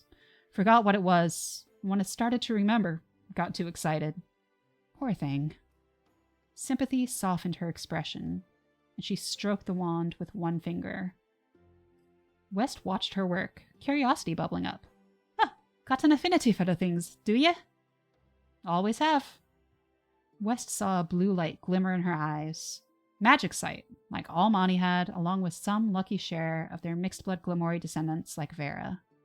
Somebody lived to make it wonderful, you know. They thought and thought over it, dug into themselves, put a little bit of their life into it. Whoever they are, they're dead by now. But they left this behind to keep living after them. Her words were no less reverent than one admiring the great frescoes of ancient cathedrals.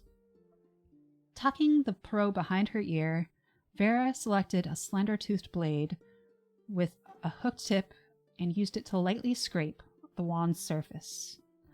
A golden thread, unseen until a moment ago, hooked on the tip. She severed it with a snap. West watched the writhing ends disappear into the wand's solid matter with a slight shiver. Shadow Legion, hello and welcome in! I hope you're having a good night, friend.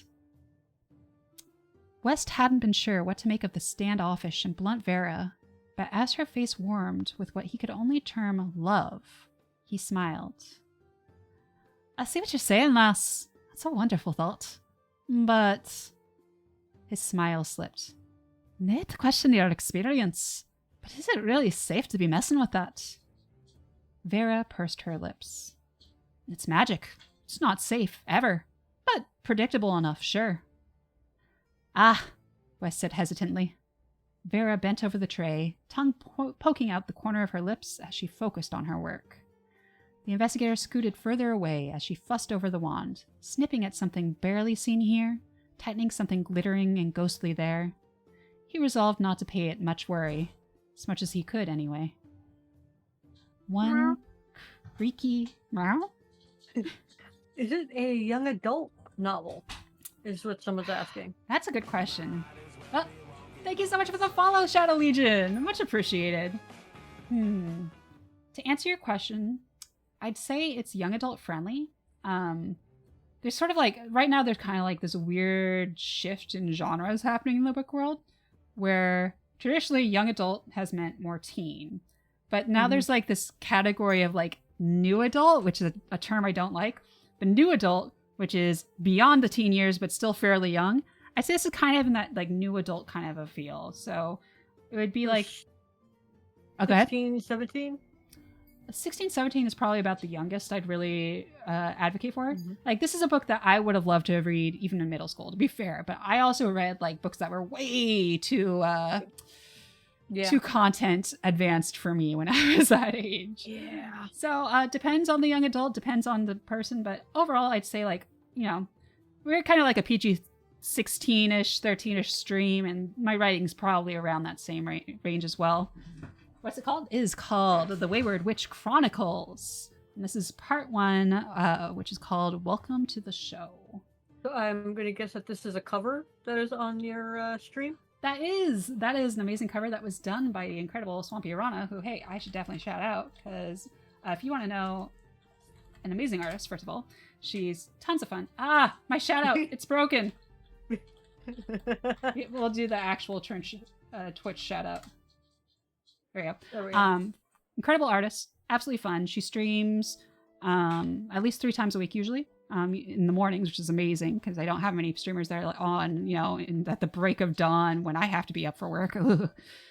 Absolutely fun energy, amazing gremlin. Like, do follow her. She is so cool. Anyway, but yeah, that is the cover right there. That's the cover of part 1. Part 1 has been fully written at this point. We're still doing like some draft edits and probably will until we actually publish it as a physical book. But we are releasing it on a weekly basis on Royal Road and Patreon. So it is free to read. Don't really plan on making people like pay for it unless something happens, like I get picked up by a traditional publisher. Or of course physical copies you'd probably have to pay for that. So yeah. But yeah, that's it. It's a fancy adventure. It's fun. And right now our adventurers, so our main character, West, is trying to dissuade a couple adventurers from going after this quest because apparently no one's ever frickin' returned. He got one guy to go back home, and now it's just we're stuck with these 2 idiots. Yep, these 2 idiots. And he has, of course, joined them in order to try and hopefully keep them alive, but we'll see how that goes. Not really holding out hope for that. Oh, no. But our characters are currently on the road to their destination, which is supposed to be able to be opened at midnight this night. All right. I think we got everybody caught up, so let's continue. Yep. So let's see. It's magic, not safe weather, but predictable enough. Try not to pay attention. Here we go. One creaky turn of the wheels at a time, the town retreated from sight. All the world was a stretch of road behind them, another stretch ahead, and the tall shrubs and grasses of the plains, hugging in on either side. Say, Roman, I've been wondering, West mused. What have I got a fellow like you out in the wilds? I gather that Vera's here with scholarly intentions, but ye dinna seem the sort. Roman obliged the change in subject, warming up with a grin. Ha! For me, it's simple. There are more sons in the House of Corinth than anybody needs. Carrying on among the political maneuverings of so many sheep-brained lordlings is tedious enough to drive a man to murder. I'd rather do something useful and exciting with my time. Aye? Nay, a bad answer. Since joining the Bureau, West had become acquainted with the sort of person Roman described. Grown children from the many noble houses of the kingdoms who needed occupying more than an occupation. They flooded every open position their connections could get them, floundering towards glory and leaving lesser-borns to clean up in their wake. At least Roman wasn't sitting back on his haunches and begging for a handout.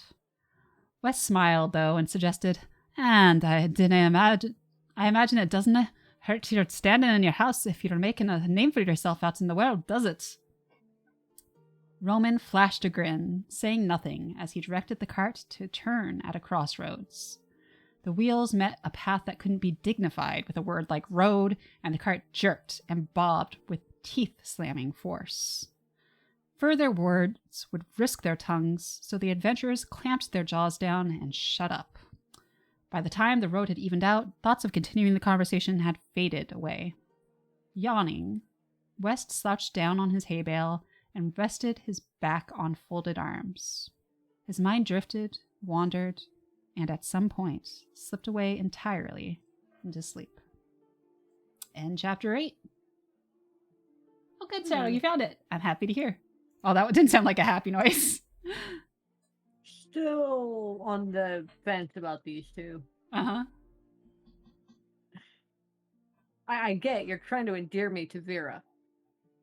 Not working. I mean, I'm endeared to her personally. I don't know if I'm necessarily trying to build a case for her so much as just showcase her different sides. Because these are definitely like... guys. In my mind, these are definitely like very, very great characters. They've got faults. Mm-hmm. But that doesn't... They're not like... Nobody's 100% bad. Well, okay, maybe some characters are 100% bad. Maybe some characters are 99% bad. Most characters aren't more than 99% bad. Uh-huh. Uh-huh. But trying. These two especially. I like having these two solidly in the gray. There's things to like about them. There's things to be like, oh my god, why are you like this about them, you know? I mean, that's fair. That's fair.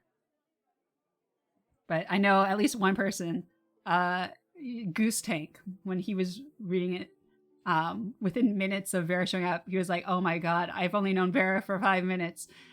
But if anything happened to her, I would kill everyone in this room and then myself, that kind of vibe. Yeah. Oh my god. So I think she's got an appeal for certain people. Yeah, me on the other hand, I want to just hit her. Do you want to hit her to get smack sense into her, or do you want to hit her because she's a bitch? A bit of both, actually. the hoity-toity ribbit sequence was like, no, now I want to hit you. And then I've got a claws, I really want to hit you. And then she comes up the next day going, but it's in my contract. Lady, you're gonna die. No, she don't believe that. She don't believe that. She's too pretty to die. Too pretty.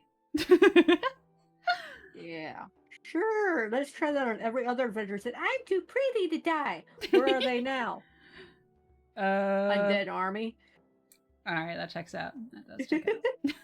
Alright, I'm good with the next chapter. Alright. Chapter 9. Are you awake, investigator? There was no urgency in Roman's voice, so West took his time prying open his eyes.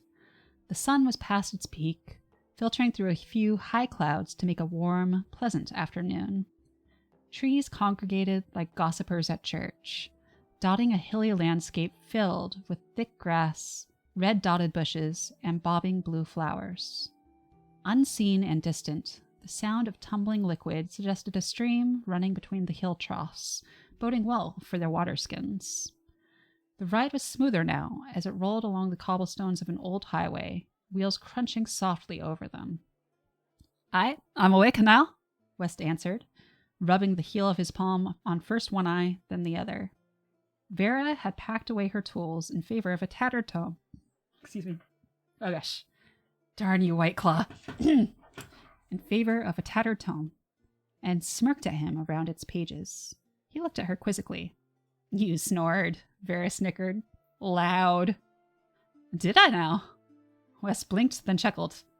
Pardon me, lass. Cackling again, Vera wiggled down until only the top of her head was visible behind the vellum cover of her book. Stretching out his limbs, West straightened up and studied the road ahead. They'd gone far while he was sleeping, and the road wound its way across the gentle slope of a hill. Roman, any news? We're nearly there. Roman pointed ahead and upwards. Just up there. See the old walls? Following his finger to the hilltop, West saw the lines and shadows of structures. That's the castle, is it? He stood to better study it. Nae much left of it, is there? So it seems. We'll be camping here and walking the rest of the way, Roman said. It's best to establish a safe retreat away from the ruins, in case we get into more than we expect. Over there, I think. Those should give us proper cover. At the slightest tug of the reins, the mule eagerly veered into the lush grass, grabbing mouthfuls as it ambled along. The cart rumbled to a halt alongside a copse of trees. Well, the adventure begins, doesn't it? Let's set up camp. West found himself volunteered for water fetching. It wasn't the most glamorous job, but it gave him a chance to stretch his legs. He couldn't complain about either Roman or Vera not pulling their weight either. By the time he'd found a clear-looking stream and returned with water, Vera had assembled a campfire and set it alight, and moved on to checking the integrity of their rickety cart. The mule indulged in mouthfuls of hay under the trees, and Roman was putting together a small but proper meal of cooked oats, summer squash, and a mild, honey-noted cheese. After sitting together and slurping down their lunch, the group readied for the hike up the hill. West slipped on his steel knuckles. Their weight gave him a sense of readiness, and his heels itched to get moving. Roman made a similar weapons check, wiggling his gladius in its sheath to make sure it drew smoothly, and unstrapping the buckler from his back.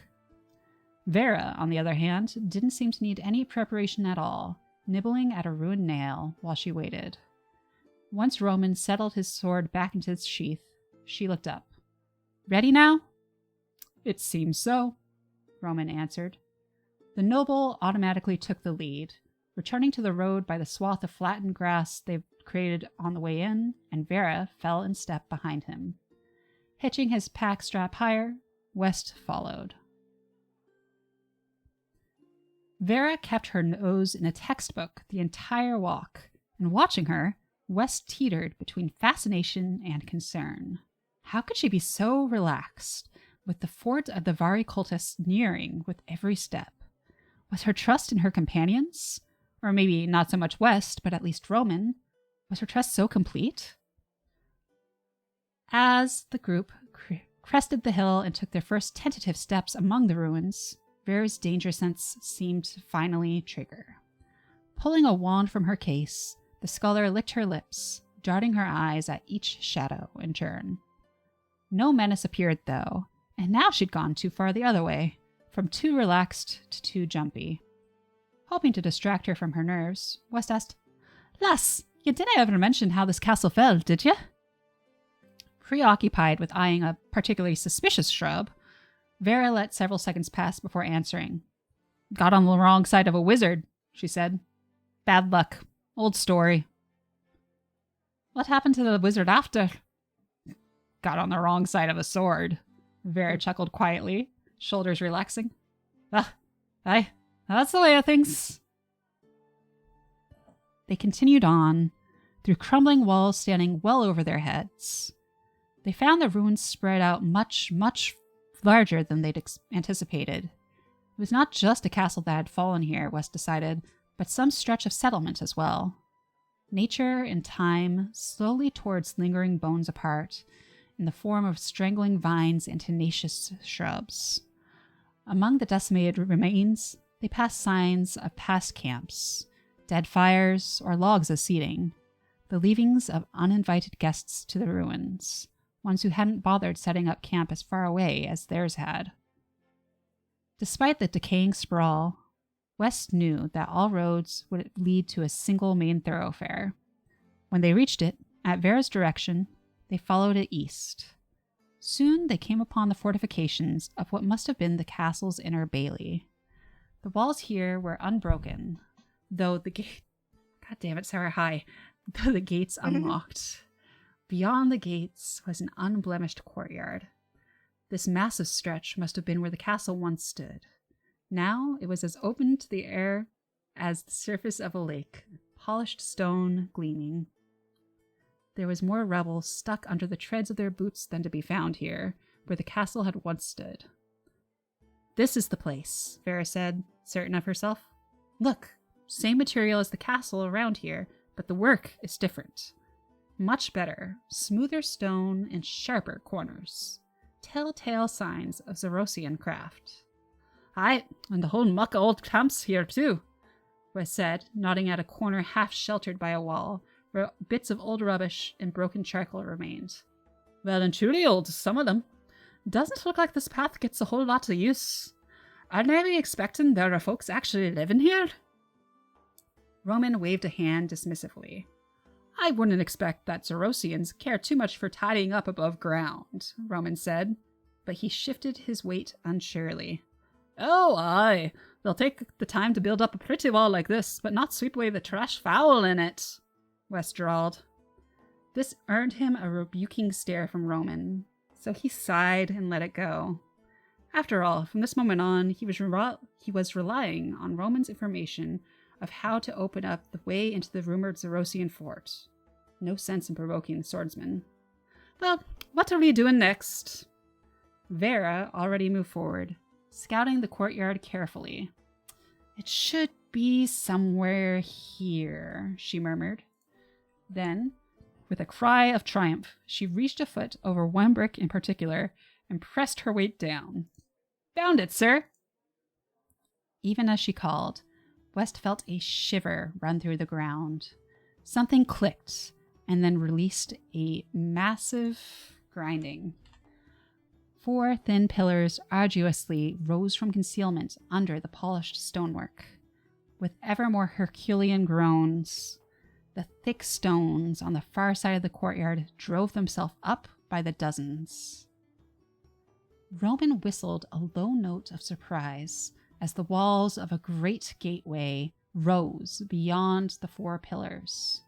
Its builders must have used hundreds of tons of ornamented stone in shaping its grand archways, and even more in shaping its imposing doors. Well, there it is, he said, smiling, as the grinding slowed to a halt and the dust of movement began to settle. Aye, there it is. If there are any Zerosians about, they'll sure as shit know we're here, Wes said.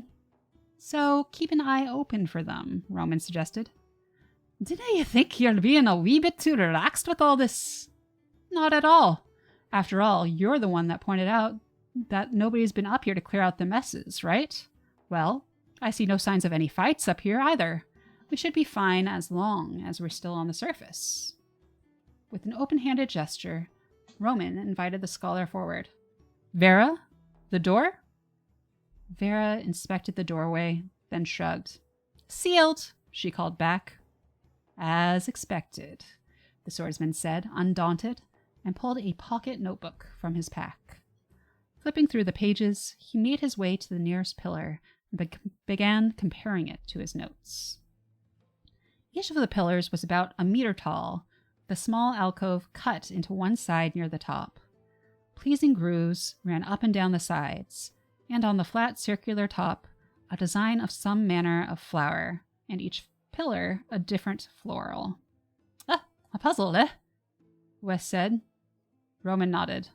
An herbalism puzzle, to be exact, he said, proceeding to the next pillar and inspecting it.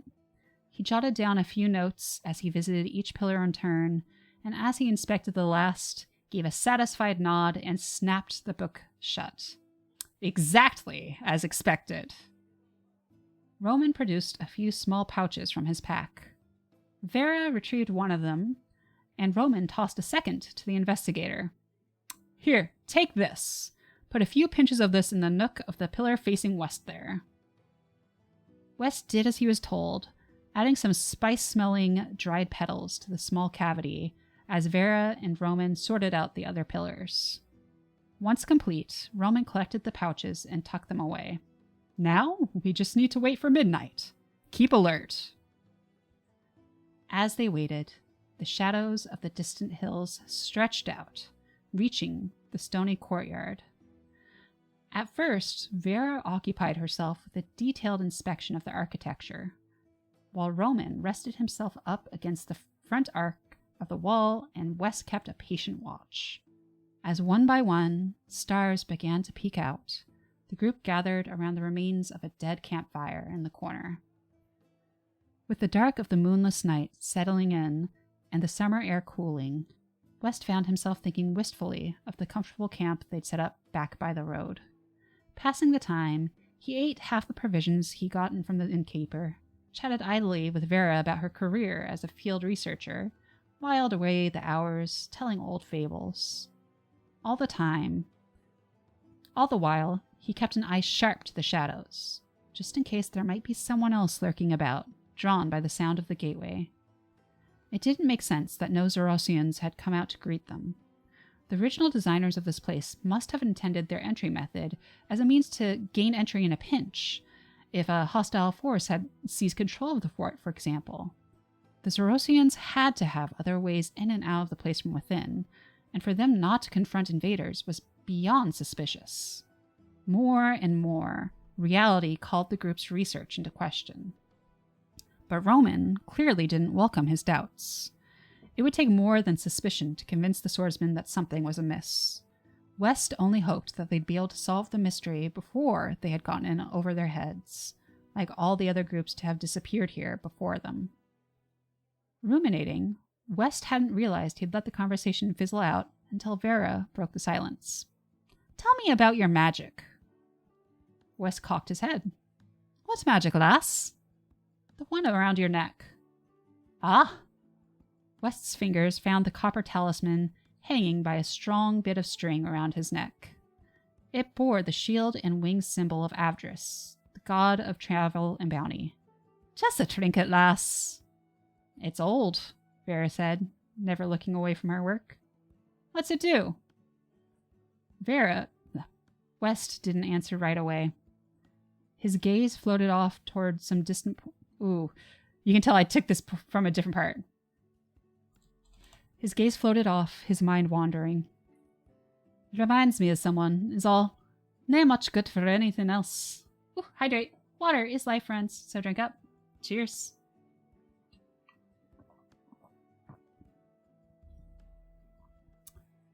Vera huffed. "Liar. Magic." West's face tightened into a forced smile. "Like I said, it's nae good for anything practical. It's meant as a counter for one spell, and just one spell only. Without that, it's nothing but a bit of copper." "What's the spell, then?" Met with silence, she prompted again. "Well?" When he still offered no answer, she huffed quietly, but gave up. Bitch. Not your favorite character. Take the hint, read the room, woman. The tism won't let her, okay? Near midnight, something sparked. The three adventurers rose as one, loosening weapons and drawing wands, although they didn't know what for. Thin, glowing webs spiderwebbed from the doorway between the stone cracks of the courtyard. Where they reached the pillars, the lights ran up the grooves on the sides, and with a flare of smoke and flame, the small pinches of herbs smoldered, and the scent of burning florals filled the air. As the last pillar blazed, West heard a great click of a mechanism activating. An intake of air, like the first gasp of breath after waking from a nightmare, sucked the light from the fires and blew the ashes from their pedestals. A crack of light appeared at the doorway, widening smoothly and quickly into an open archway. The unnatural wind stilled, leaving only the normal night breeze. The gateway was open. That's not good. Well, I mean, it's what they wanted. They want in, right? I mean, yeah, they want in, but like, I need to know more information before I go in. Can I throw a rock in there and see what happens? Trying to decide whether to do chapter 10 or leave it there. And yes, if this was D&D, that is exactly how that would go. Does chapter 10 leave on a cliffhanger too? Pretty much all of these will, as much as possible. But yes, chapter 10 probably leaves on an even worse cliffhanger. Oh, you're an evil author. I get it, but you are an evil author. Well, I mean, that's one of the things with serial publication, though, is every chapter has to be able to hook at the start and leave a cliffhanger at the end in order to keep people reading the next week. I mean, that's true, but still, ow. Yeah, I know. I'm going to say, let's go ahead and wrap it up here, because if I start the next chapter, we're going to have an ad break while I'm still reading it, and nobody wants that. And we're already at a cliffhanger, and the next one's a cliffhanger too, so, you know, seems like the way to do it. Yeah. Yeah. So let's see. Let's go ahead and find somebody to rate on. But first of all, hey everyone, thank you so much for being here. I appreciate the hell out of you. This was a lot of fun. I enjoyed it immensely. I hope y'all did too. Let's take a Definitely look. enjoyed it. Yeah, Sam. You have to dab out. Oh God, who did this? Who did this? Loose. Your own husband Angry dab. betrayed. That's the angriest dab I can do. I hope you're happy. I hope that satisfied your dab needs, sir. Let's see, is there anybody on your end, Sam, that would be worth rating right now? Let me look at that real quick. Oh God, dab art! God dang it, dab! Why are you like this? There. Tell me to find someone before they make you dab again. The dabs! The dabs, why? I love you guys. Oh my God. Y'all are dorks. Y'all are dorks.